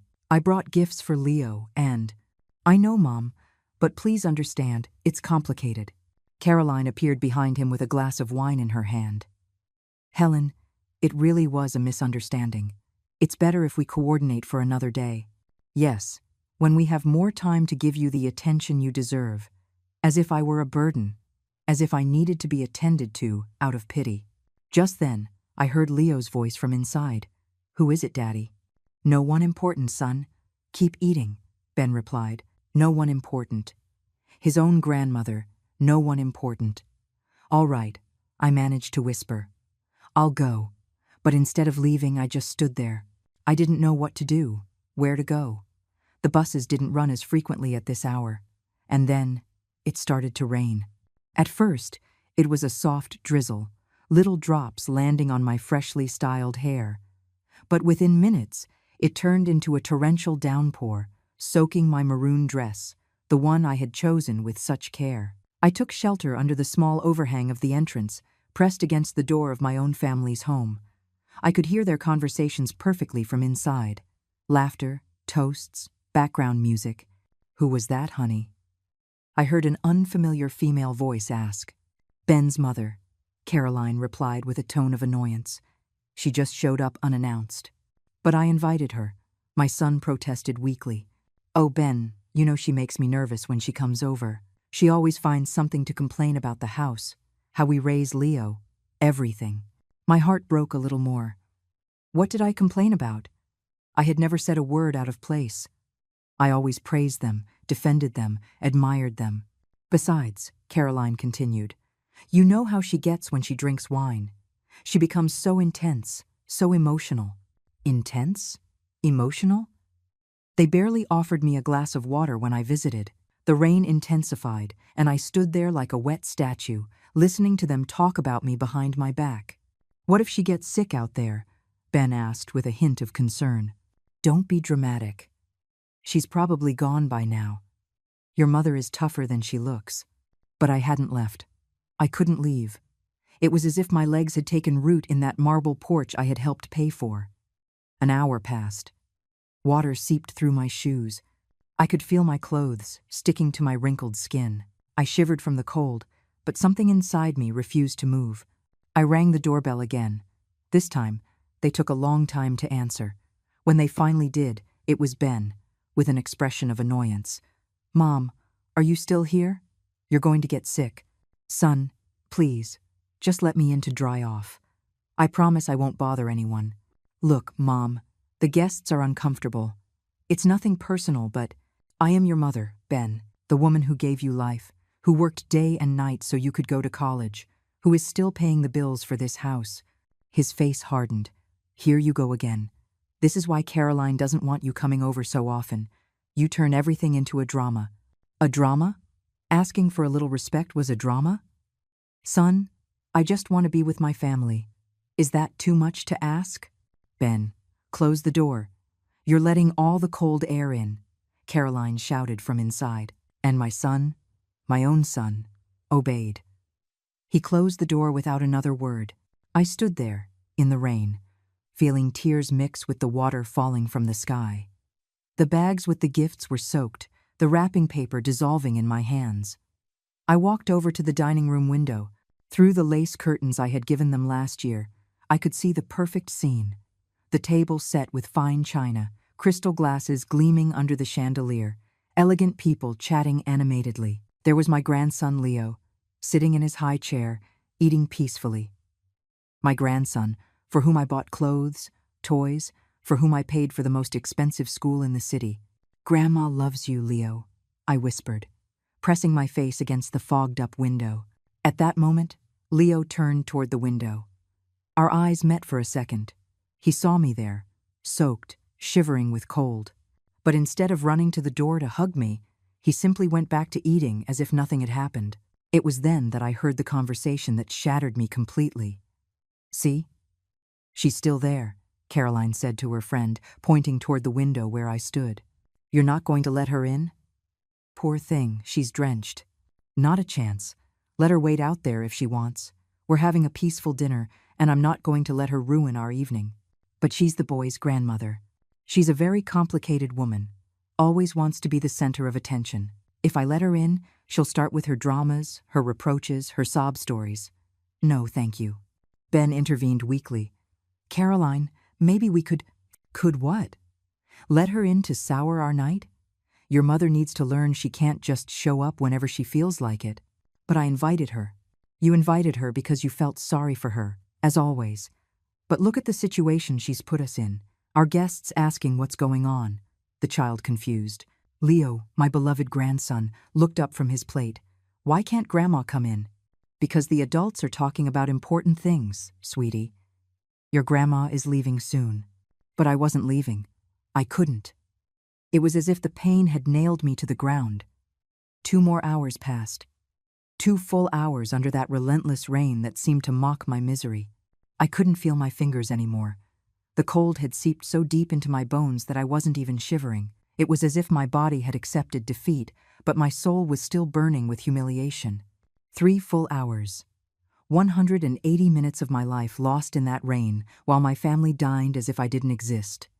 Water streamed down my face, washing away the makeup I had so carefully applied. My maroon dress, the one that made me feel elegant, was now plastered to my body like a cold, wet second skin. The gift bags were a disaster. The wrapping paper had completely disintegrated, revealing the soaked box of Leo's robot. The macarons had turned into a soggy mess inside their elegant packaging. But what hurt the most wasn't the cold, or the rain, or the ruined clothes. It was the realization that to my own family, I was nothing more than a nuisance. Just then, I heard footsteps approaching from the hallway inside. My heart leaped with hope. Maybe Ben is coming to get me, I thought. Maybe he's realized what's happening, but it wasn't Ben. It was Caroline, walking toward the window with a glass of red wine in her hand. She approached the curtains and pulled them back slightly to look outside. She saw me there soaked, shivering, with the ruined bags at my feet, and she smiled. It wasn't a smile of pity or concern. It was a smile of satisfaction, as if she were enjoying my suffering. She stood there for a few seconds, watching me like one might watch a show. Then she calmly returned to the dining table. "Is she still there?" her friend asked. "Yep, like an abandoned dog," Caroline replied with a cruel little laugh. "But she'll get tired and leave eventually. Don't you feel sorry for her?" "Sorry?" "Not at all. She's a manipulative woman. This is all just theater to make us feel guilty." Theater? Manipulation? When the only thing I had ever done in my life was love my family, work for them, sacrifice everything for their well-being? Besides, Caroline continued, raising her voice so I could hear her clearly, it was about time someone set some boundaries with her. She's always believed that just because she pays for a few things, she can show up whenever she wants. A few things. As if the $5,000 I transferred to their account every month were just a few things. As if the mortgage on the house, Leo's school, the health insurance, the credit cards were just a few things. "If I were you, I'd let her in," the friend insisted. "She looks awful out there." "Well, it's a good thing you're not in my place. This is my house, and I decide who comes in." Her house. The house that had my name as a co-signer on all the documents. The house whose payments came out of my account every month. Ben appeared in the dining room. I could see his silhouette through the curtains. "Caroline, it's 9 o'clock. My mom has been out there for 3 hours. She's going to get sick. Then she should leave. No one is forcing her to stay. But she has no way to get home. The buses have stopped running. Then she can call a cab or walk. It's not my problem." Walking was more than 10 miles to my house, and a taxi would cost all the money I had in my purse. "Caroline, please. She's my mother. And for that very reason, she should respect us. But no, she always has to become the victim, the martyr we all have to worship." At that moment, Leo got up from the table and ran to the window. "Grandma! Grandma Helen!" he shouted, pressing his little hands against the glass. My heart thrilled with joy. My grandson had seen me. He was calling for me. But Caroline grabbed him by the arm and pulled him back. "Leo, no. Your grandmother is playing a game to make herself the victim. Don't pay any attention to her. But it's raining, and she's all wet. Sometimes adults do strange things to get attention. Your grandmother will leave when she gets tired of her tantrum." A tantrum. Standing in the rain waiting for my family to show me a minimum of respect was a tantrum. "Ben, control your son," Caroline told my son in an authoritarian tone. And Ben, as always, obeyed. "Come here, Leo. Leave your grandma alone." "But Daddy." "No buts. Your mother is right. Grandma will leave when she wants to." My grandson looked at me one last time through the glass. In his eyes, I saw confusion, sadness, but also something that broke my soul. Fear. Fear of disobeying his parents, fear of defending his grandmother. And in that moment, I knew I had lost them forever. The rain kept falling on my head, but I no longer felt it. The emotional pain had surpassed any physical discomfort. I pulled my cell phone out of my soaked purse. I had several messages from my neighbor, Sharon, asking how the dinner had been. "Everything okay, Helen? How is my handsome grandson?" I couldn't answer her. I had no words to explain what I was going through. Instead, I dialed another number. A number I knew by heart, but never thought I would use in a situation like this. The phone rang once, twice, 3 times. "National Bank Customer Service. This is Patricia speaking. How can I help you?" "Good evening," I said, my voice cracking from the cold and emotion. "I need to freeze some accounts." "Of course, ma'am.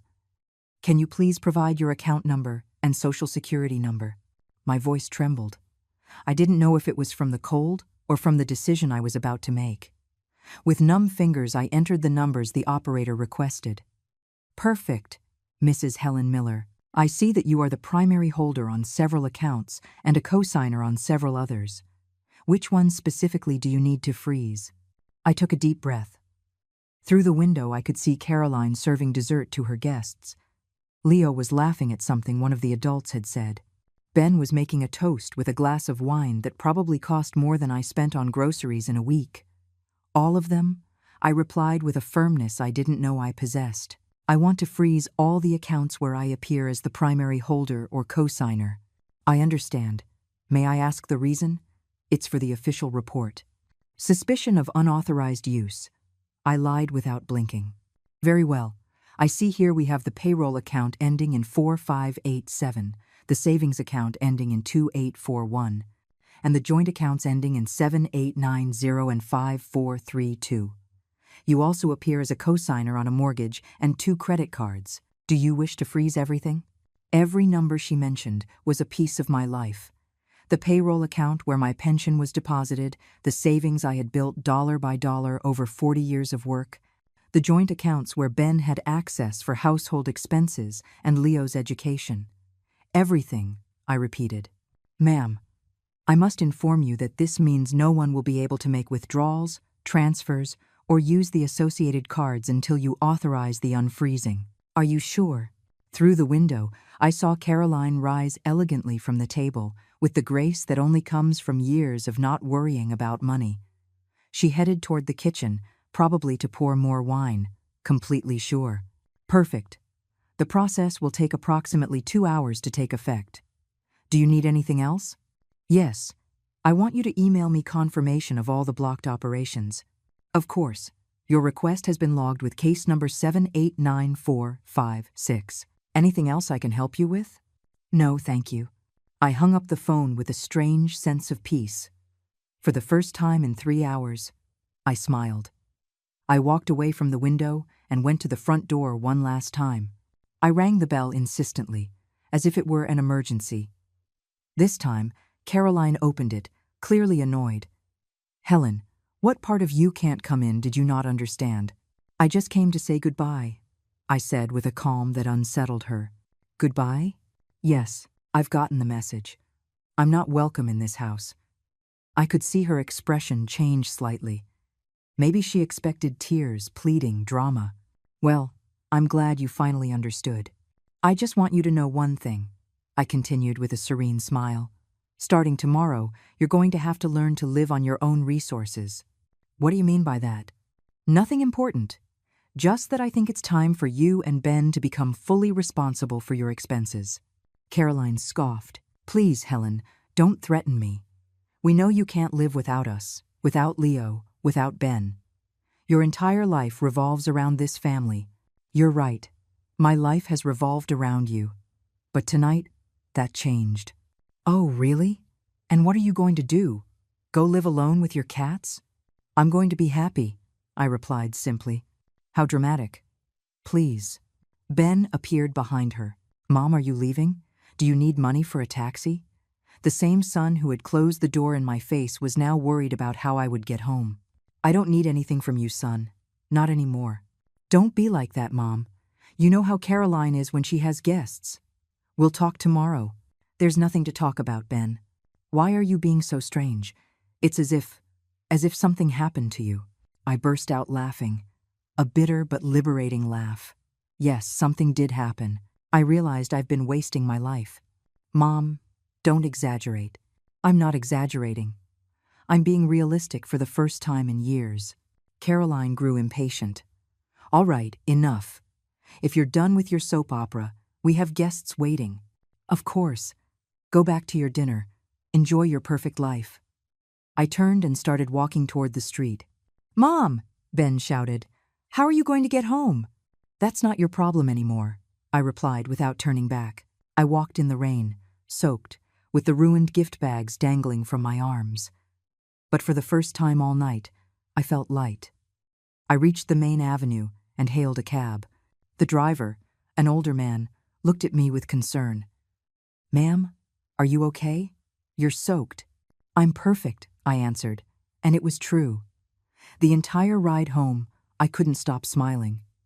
In my purse, my phone vibrated with the confirmation from the bank. Dear customer, we confirm that all your accounts have been successfully frozen. No transactions can be made until further authorization. Tomorrow was going to be a very interesting day. I arrived home around 11 o'clock at night, completely drenched, but with a strange sense of freedom I hadn't felt in years. I took off the ruined maroon dress, had a hot shower, and put on my most comfortable pajamas. For the first time in a long time, I slept soundly, without nightmares, without worries about Ben's expenses, without anxiety about pleasing Caroline. It was as if I had left a 100-pound weight at the door of that house. I woke up the next day with the sun streaming through my window. It was 8 in the morning, and I felt renewed. I made my usual black coffee, toast with homemade jam, and sat on my small balcony to enjoy breakfast. My phone had been silent all night. I checked it and had no messages. That's strange, I thought. Ben usually texts to see if I got home okay. But then I remembered the night before and understood that things had changed forever. At 9:30, my doorbell rang.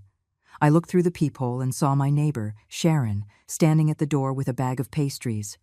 "Good morning, Helen. How was dinner last night? You look very relaxed."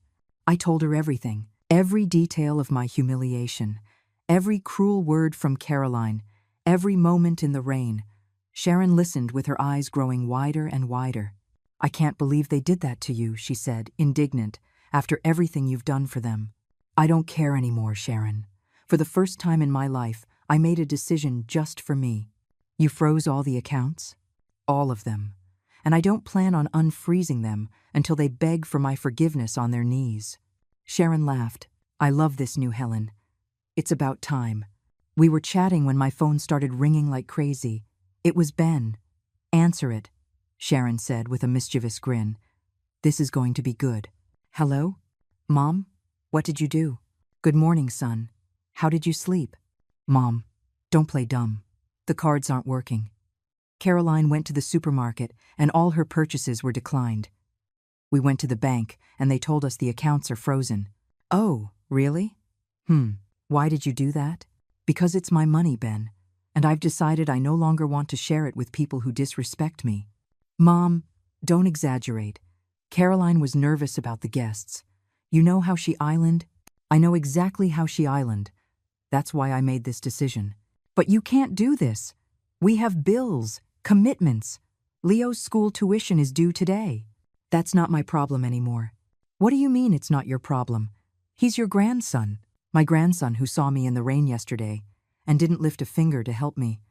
I could hear Caroline shouting something in the background.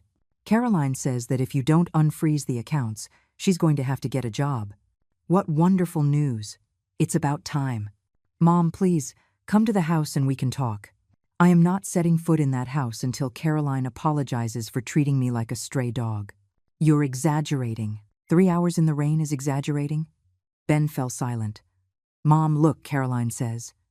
She says that maybe she misspoke yesterday. "Maybe she misspoke?" I repeated for Sharon to hear. My friend covered her mouth to keep from laughing. "Yeah, you know how she is when she's stressed." "Son, I'm going to tell you something, and I want you to listen carefully. For 5 years I have paid your mortgage, your credit cards, Leo's school, the groceries, the gas, the health insurance, the vacations, everything. And the only payment I have received in return has been humiliation." "That's not true." "No? When was the last time Caroline thanked me for anything? When was the last time you invited me to dinner without me having to beg? When was the last time my opinions were treated with respect?" Ben didn't answer. "Exactly. Never. But Mom, we're family. Family respects each other, son. And you both lost that right yesterday." I hung up the phone and put it on silent. Sharon applauded. "Bravo. You gave me chills. I'm so proud of you." "Thanks. But this is just the beginning." 30 minutes later, my doorbell rang. I looked out the window and saw Ben's car parked outside. Both he and Caroline got out and headed toward my door. "They're here," I told Sharon. "Do you want me to leave?" "Not at all. Stay. I need a witness." I opened the door before they could knock. Caroline's eyes were red and swollen as if she'd been crying. Ben looked desperate. "Mom, please, we need to talk." "We can talk right here at the door. Sharon is staying as a witness." "A witness to what?" Caroline asked in a broken voice.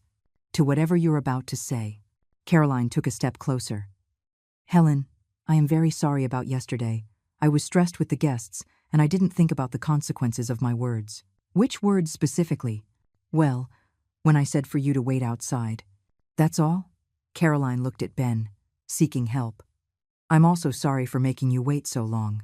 "How long exactly?" "I don't know. An hour? 3 hours, Caroline. 3 hours in the rain." "Yes, 3 hours. I'm very sorry." "And what else are you sorry for?" What else? Caroline, you said a lot of things yesterday. That I was manipulative, that it was all theater, that I should wait outside like an abandoned dog. Caroline's face crumbled. I didn't say that. Yes, you did. And you also said I was a complicated woman, that I always wanted to be the center of attention, that you had to set boundaries with me. Ben looked at her, shocked. You said all that? Ben, it doesn't matter what I said. The important thing is I was upset, and I wasn't thinking. Yes, it does matter, I interrupted, because those words showed what you really think of me. Helen, please, just unfreeze the accounts, and let's forget all this. Number, what do you mean, no? I'm not unfreezing anything until you give me a real apology. On your knees. On my knees? Caroline was outraged. That's humiliating. Just as it was humiliating for me to stand for 3 hours in the rain, waiting for my family to grant me a shred of dignity. Ben intervened. Mom, be reasonable. Caroline already apologized. That was not a sincere apology. That was an apology of convenience. What do you want me to do? Caroline asked desperately. I want you to kneel, right here, in front of Sharon as a witness, and apologize for every single cruel thing you said to me yesterday. That's too much. Then there's no deal. I turned to go back inside my apartment. Wait, Caroline shouted. She looked at me with a mix of desperation and wounded pride. I could see the internal struggle between her need for the money and her resistance to humbling herself before me. Fine, she finally whispered. Ben looked at her, surprised. Caroline, you don't have to. Yes, I do, she interrupted, tears in her eyes. We have no choice. Slowly, very slowly, Caroline knelt on the floor of my entryway. Her knees touched the cold tiles that I myself had laid years ago when I bought this little apartment with my savings. Helen, she began, her voice cracking. I apologize for leaving you waiting in the rain. Continue, I said firmly. I apologize for calling you manipulative. And what else? Caroline took a deep breath, tears streaming down her cheeks. I apologize for saying it was all theater, for comparing you to an abandoned dog, for saying you were a complicated woman. And for what else? For saying I had to set boundaries with you, for not recognizing everything you've done for us, for disrespecting you in my own house. Sharon watched the scene with wide eyes. Ben looked uncomfortable, shuffling his feet nervously. And do you promise this will never happen again? I promise, Caroline whispered. I didn't hear you. I promise, she cried out in desperation. Get up, I said finally. Caroline rose slowly, wiping tears with the back of her hand. Her elegant dress now had dust on the knees. Very well. Now for part 2. Part 2? Ben asked, alarmed. Yes, the apology is just the first step. Now come the new rules. What rules? Caroline looked terrified. Sit down here in the garden chairs. This is going to take a while. Ben and Caroline sat like scolded schoolchildren. Sharon settled into her chair with a satisfied smile. Rule number 1, I began. I am no longer your personal bank. From now on, you will be responsible for all of your own expenses. But Mom, let me finish, Ben. Rule number 2. I will transfer money only for Leo's basic expenses, his school, his food, his clothes, but piano lessons, swimming, tutoring, and all those other extras are over until you can pay for them yourselves. Caroline turned pale. Rule number 3. No more expensive restaurants, trips, designer clothes, or whims paid for with my money. Helen, that's impossible. We can't live like that. Of course you can. Millions of families live with fewer resources and are perfectly happy, but we're already used to. Exactly. You are used to living above your means using my money. That is over. Ben interjected nervously. Mom, what if Caroline gets a job? Could you consider?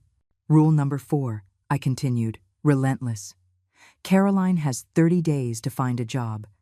If she doesn't, I will cut off all financial support, permanently. 30 days? Caroline exclaimed. That's such a short time. It's more time than you gave me yesterday to find shelter from the rain. Sharon nodded in approval. Rule number 5. My visits will be by specific invitation only. No more come whenever you want, and then making me wait at the door. Okay, Ben muttered. Rule number 6. When you do invite me, you will treat me with the respect I deserve. No more making me feel like an unwelcome guest in the house I helped pay for. Yes, Mom. Rule number 7. Caroline will take a class on etiquette and respect for one's elders.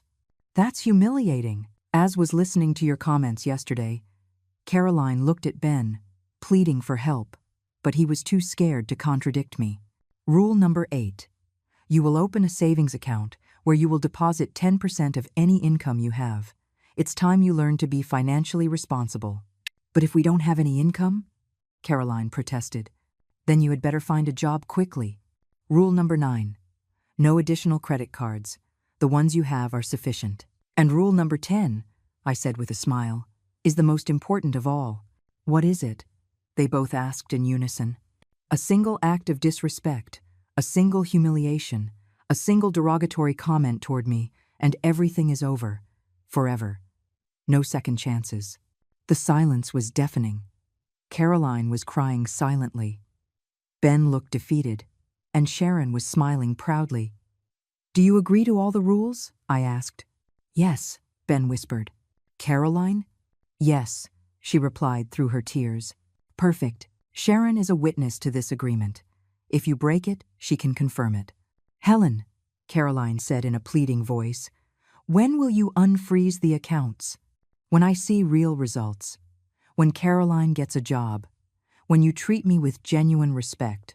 When you prove that you have learned your lesson.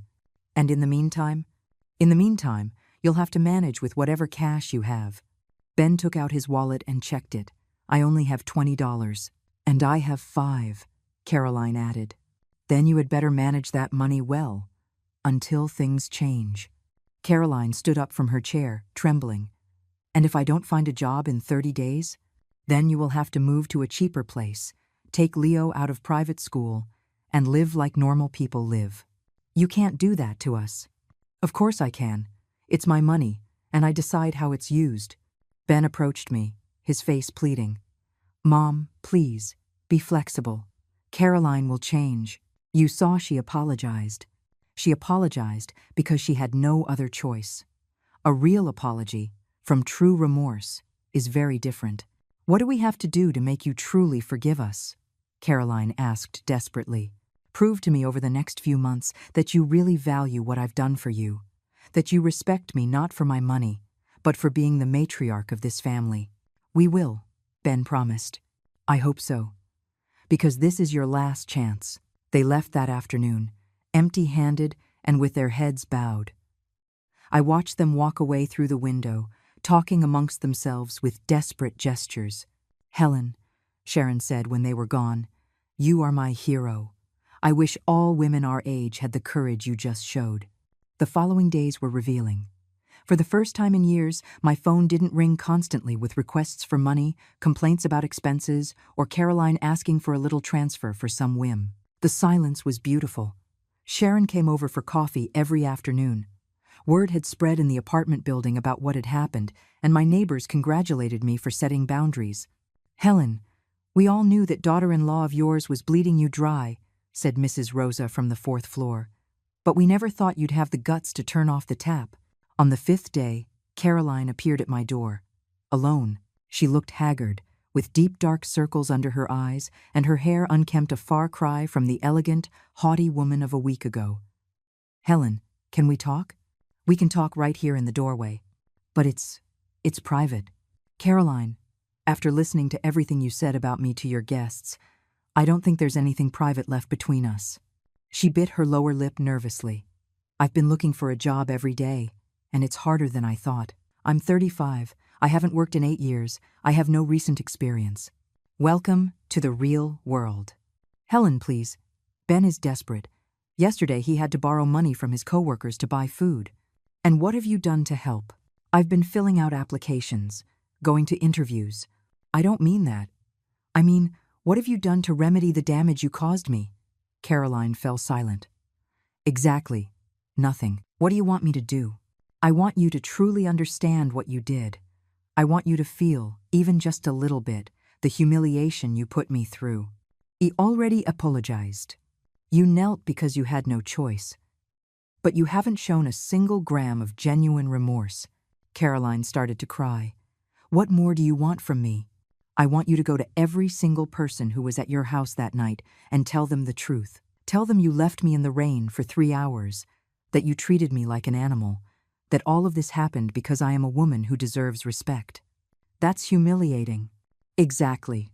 Now you know how I felt. I can't do that. They're my friends. I'd look like a what? A cruel woman who mistreats her mother-in-law? Because that is exactly what you are. Caroline wiped her tears with the sleeve of her cheap sweater. It was the first time I had seen her not wearing designer clothes. If I do that, will you unfreeze the accounts? It's a first step, but it's not enough. What else? I want you to seriously look for work, not online applications from your couch. I want you to go out every day, knock on doors, beg if you have to. I'm already doing that. Oh, really? Have you gone to clean houses? Have you asked in restaurants if they need waitresses? Have you considered working in a supermarket? Caroline's face fell. Those kinds of jobs are what? Humiliating? Just as it was humiliating for me to clean houses for 30 years so my son could go to college? As it is humiliating to work from sunup to sundown to support a family that doesn't value you? I didn't know. Of course you knew. You just didn't care. Caroline stood there in my doorway, watching her world of privilege crumble. Helen, I promise I will change. Promises are carried away by the wind, Caroline. Actions are what count. Give me a chance. I am giving you a chance. You have 25 days to get any job, and I want proof pay stubs, contracts, something tangible.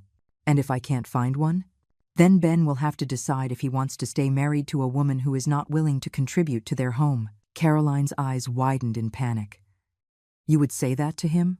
I wouldn't have to. He would realize it himself. Please, Helen, I have a son. Leo is my grandson before he is your son. And he will be fine, because I will never abandon him. But you have to earn your place in this family. Caroline left that day, paler than when she had arrived. 2 days later, Ben came to visit me. He looked terrible, too, but there was something different about him. A humility I hadn't seen in years. Mom, can I come in? Of course, son. He sat in my small living room, looking around as if seeing it for the first time. Your apartment has always been so cozy, he said. I don't know why I never noticed. Because you were too busy enjoying the house I helped you pay for. You're right. And you're right about everything that's happening. I looked at him, surprised. It was the first time Ben had ever sided with me in anything related to Caroline. Do you really think so? Mom, these days without money have opened my eyes. Caroline has been hysterical, screaming at me that I'm useless for not being able to support my family. She has said horrible things to me. Like what? That I'm a failure. That if it weren't for your money, we never would have had the life we have. That she only married me because I had a rich mother. I felt a stab of pain. She said that to you? Yes. And worse, she told me all her friends laugh at us because we depend on an old woman. An old woman? Her words, not mine. I stood up from my chair, furious. Ben, that woman doesn't love you. She's using you. I know, Mom. I know that now. And what are you going to do about it? I don't know. I'm afraid of being alone, of Leo growing up without a complete family. Son, it is better to grow up in a home with one person who loves him than in a home with 2 people who hate each other. Ben started to cry. My 40-year-old son, crying like a child. Mom, I think I made a terrible mistake marrying Caroline. When did you realize? These past few days, when we had no money, when she had to face reality, she showed her true colors. She's selfish, cruel, materialistic. And yet, you chose to believe her instead of defending me. I know, and I regret it every day. Do you regret it, or are you just scared because the easy money ran out? Ben looked me straight in the eye. I regret it, because I lost the most important woman in my life for a woman who doesn't even respect me. For the first time in days, I felt like my son had come back to me. Son, I said, taking his hands, you have never lost me, but you do need to make some difficult decisions. Like what? Like deciding if you want to stay in a marriage where there is no love or respect. Ben sighed deeply. Mom, I'm scared. Caroline could take Leo. She could ask for alimony. She could. Ben, stop being afraid and start being brave. Do you think I wasn't scared when your father died and I was left alone with you? Do you think I wasn't scared when I worked 3 jobs so you could go to college? No, Mom. You were always so strong. I wasn't born strong, son. I became strong because I had no choice, and neither do you. At that moment, my phone rang. It was an unknown number. Hello? Mrs. Helen Miller? Yes, this is she. This is Monica Garcia, the principal at Leo's school. I'm calling because this month's tuition payment was declined, and we need to get the account current. I looked at Ben, who had heard the entire conversation. How much is owed? It's $1,200 for this month, plus $800 in accumulated fees. I understand. Could you give me until Friday to make the payment? Of course, ma'am. But after that date, we will have to suspend Leo until the situation is resolved. I hung up and looked at my son. Ben, do you have it? Mom, you know I don't. Then Caroline has 3 days to get a job, or Leo is out of school. You can't do that. He's your grandson. Exactly. He's my grandson. And I am not going to keep paying for his education so his parents can live like royalty without working. If Leo gets kicked out of school, you enroll him in a public school, like I did, like you did for the first few years. Caroline will never accept that. Then Caroline can find a way to pay for it. Ben stood up, desperate. Mom, help me one more time. I promise that after. No, son.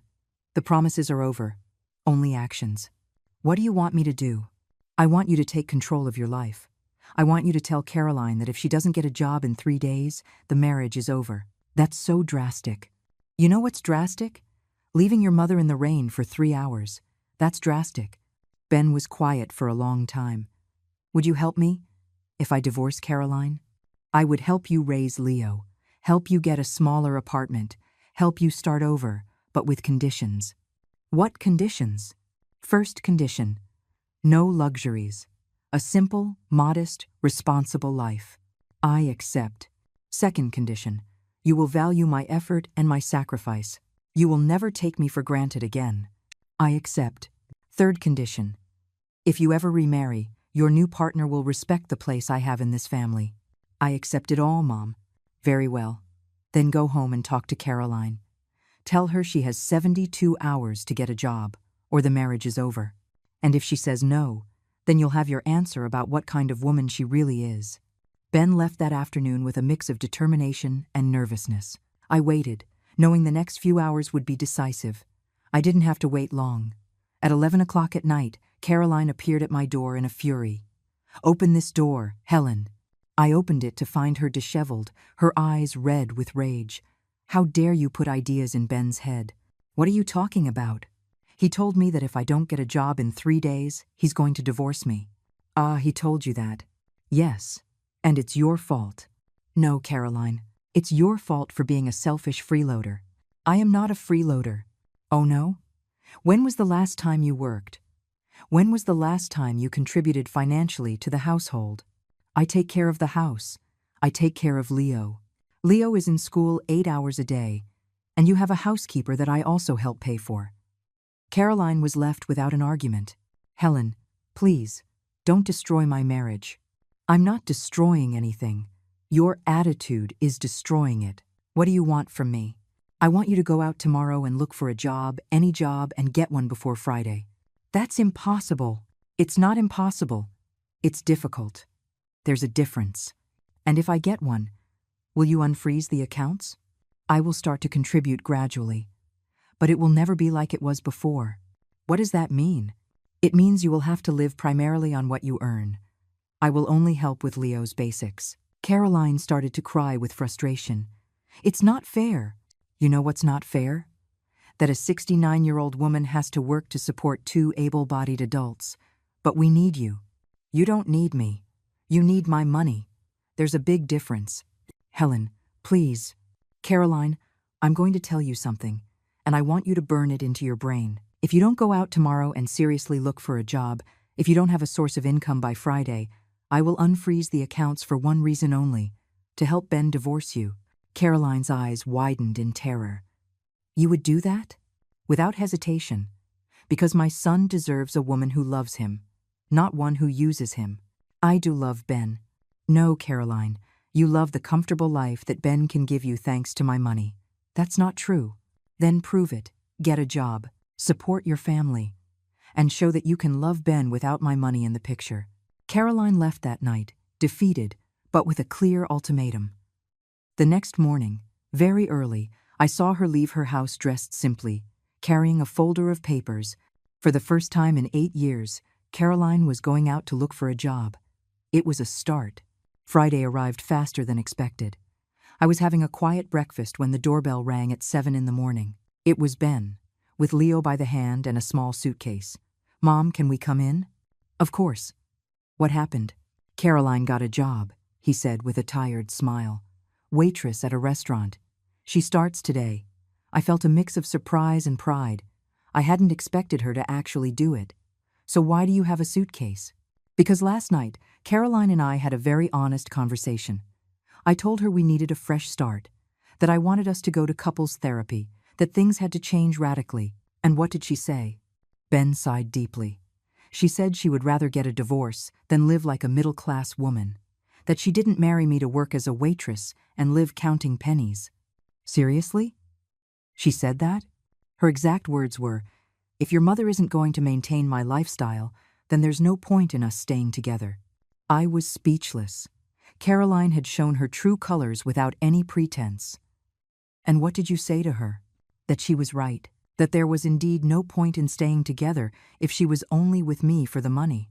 Leo, who had been quiet, came over to me.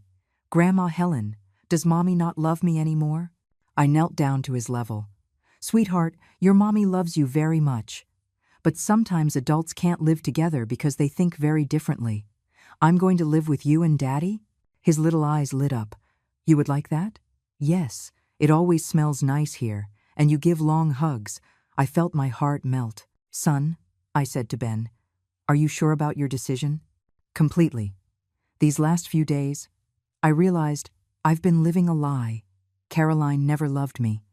She only loved the comfort I could give her thanks to you. And you don't regret it?" "Not at all. I feel free." My phone rang. It was Caroline. "Should you answer?" Ben asked. "Of course. Helen." "Yes, Caroline. Did Ben tell you?" "Yes. He told me you got a job. Congratulations." "Don't congratulate me. It's horrible. 8 hours on my feet, rude customers, miserable tips. Welcome to the real world." "Helen, we can fix this. I can keep working if you go back to helping us financially like before." "No, Caroline. Ben has made his decision, but he can't support Leo alone." "He won't be alone. He'll be with me." "With you? What do you mean?" "I mean Ben and Leo are moving into my apartment while he gets back on his feet." A scream came from the other end of the line. "That's illegal. You can't take my son from me." "I'm not taking anything. You decided that money was more important than your family. I'm going to sue." "Go ahead. With what money are you going to pay for a lawyer?" Caroline hung up, furious. Ben looked at me, worried. "Do you think she can do anything legally?" "Son, a woman who abandons her family because she doesn't want to work is hardly going to win custody of a child." The next few months were some of the most beautiful of my life. Ben got a second, part-time job. Leo started at a public school and, against all odds, was happier than ever. "Grandma," he told me one afternoon while we were doing homework, "why was Mommy always angry before?" "Because your mommy didn't know how to be happy with simple things." "I'm happy here with you." "Really?" "Yes. There's no shouting here, no fights, and there's always good food." Ben had changed completely. He was more affectionate, more grateful, more present. At night, after Leo was asleep, we would stay up talking like we did when he was little. "Mom," he told me one night, "forgive me for all these years. For taking you for granted, for not defending you, for letting Caroline treat you so badly." "You are already forgiven, son." "Really?" "Really. Because in the end, all of this helped us find each other again." Caroline tried several times to get Ben to come back to her. She promised she had changed, that she now understood the value of work, that they could be happy with less money. But Ben didn't fall for her manipulations again. "My mother taught me something very important," he told her, The last time Caroline came begging. She taught me that real love is not negotiated, it's not conditional, and it cannot be bought. A year later, I was on my balcony, watching Leo play in the small garden when the phone rang. Mrs. Miller? Yes. This is Leo's teacher. I just wanted to congratulate you. Your grandson is one of the most polite and happy children in the school. Thank you. And I wanted to ask if you would be interested in giving a talk to other grandmothers about parenting. Many are going through situations similar to yours. What kind of situations? Families who use them financially, children who don't value them, daughters-in-law who mistreat them. Your story has become very well known in the neighborhood. I laughed. My story is well known? Yes. The women your age really admire you. They say you gave them the courage to set boundaries. I agreed to give the talks. Every Saturday, a group of grandmothers comes to my apartment and we share experiences. Many have made decisions similar to mine, and their lives have improved considerably. Helen, Mrs. Carmen told me a few weeks ago, you taught us that it's never too late to reclaim our dignity. Just a few days ago, Sharon brought me a letter that had arrived in her mailbox by mistake. It was from Caroline. Helen, the letter said, it has been 2 years, and I finally understand what you tried to teach me. Working has made me value the things I used to take for granted. I have a boyfriend now, a simple man who loves me for who I am, not for what I have. I am not asking for your forgiveness because I know I don't deserve it, but I want you to know that you did me a favor. You forced me to grow up. I didn't answer the letter. Some wounds heal better in silence. This morning, while I was making breakfast, Leo wrapped his arms around my waist. Grandma, you know what? What, sweetheart? You're the strongest woman in the world. Why do you say that? Because Daddy told me that when I was little, my mommy treated you very badly, but you didn't stay quiet. You said no, and you saved us all. I smiled as I scrambled the eggs. He was right. That night in the rain, I didn't just save myself. I saved my son from a toxic marriage. I saved my grandson from growing up in an environment of falsehood. And I saved my own dignity. At 69 years old, I learned the most important lesson of my life. Self-love is not selfishness, it's survival. And it is never, ever too late to say enough is enough. 5 years have passed since that rainy night that changed my life forever. Today, as I write these words on my small balcony, I can see Leo, now 13, playing soccer in the park with his friends from public school. He is a kind, hard-working, and respectful boy. My story has become legendary in the neighborhood. Women stop me on the street to tell me how my example inspired them to set boundaries in their own families. Helen, Mrs. Peterson from the building across the street told me yesterday my daughter had been asking me for money for her whims for 10 years while treating me like dirt. After hearing your story, I told her it was over. Now she works as a nurse and visits me for dinner every Sunday. Our relationship has never been better. These stories repeat every week. I have, without intending to, become a sort of community leader for older women. I have a WhatsApp group called the Phoenix Group, where we share experiences and support each other. Ben has blossomed as a man and a father. He got a promotion at his job and now manages his own department. He lives in a small but respectable apartment 3 blocks from my house and comes for dinner every Wednesday and Sunday. Every visit is genuine, filled with conversation and laughter. Mom, he told me last Sunday, I never imagined that the most painful decision of my life would end up being the most liberating one. Are you referring to the divorce? I'm referring to choosing you over Caroline. For the first time in my adult life, I made the right decision. Caroline got married 2 years ago to an accountant she met at the restaurant where she worked. According to Sharon, who heard it through the neighborhood grapevine, they are expecting a baby. I'm glad to know she found her way, even if it was far from us. My financial life has completely changed. I am no longer the family bank, and my savings have grown impressively. I was able to remodel my apartment, travel for the first time in my life to see the beaches of Hawaii, and I even bought myself a nice used car. Helen, Sharon tells me, you look 10 years younger. It's true. I feel young, vital, powerful. At 74, I am living the best chapter of my life. Last month, a social worker from the city came to see me. They had heard about my story and wanted to offer me a position coordinating a program for seniors who are victims of familial financial abuse. Mrs. Miller, your case has become an example to follow. We need women like you to guide others. I accepted immediately. Now I work 20 hours a week helping other grandmothers reclaim their dignity. It is the most satisfying job I've ever had. Last week, an 80-year-old woman came to consult with me. Her son had kicked her out of her own house to sell it, promising he would take care of her, only to have her sleeping in a storage shed and acting as an unpaid nanny to his 5 children. Mrs. Miller, she asked, do you think at my age I can start over? Mrs. Davis, I replied, I started over at 69. You have all the time in the world. Last Sunday, Leo asked me a question that shook me. Grandma, do you think when I grow up, I'll treat my wife well? Why do you ask that? Because I remember how Dad used to let Mom treat you badly, and I don't want to be like that. Sweetheart, the very fact that you're worried about it means you're already different. I promise you, if I ever see you treat someone badly, I will call you on it. That conversation filled me with hope. Leo is growing up with solid values, seeing the example of a grandmother who respects herself and a father who learned to value the women in his life. This morning, as I had my coffee, I reflected on the journey. That night in the rain was my breaking point, but it was also my rebirth. I learned that it's never too late to say no, that true love includes respect, that being good doesn't mean being a fool, and that the family that mistreats you does not deserve your sacrifice. But above all, I learned that a woman can reinvent herself at any age. A journalist came to interview me last week for an article on elder abuse.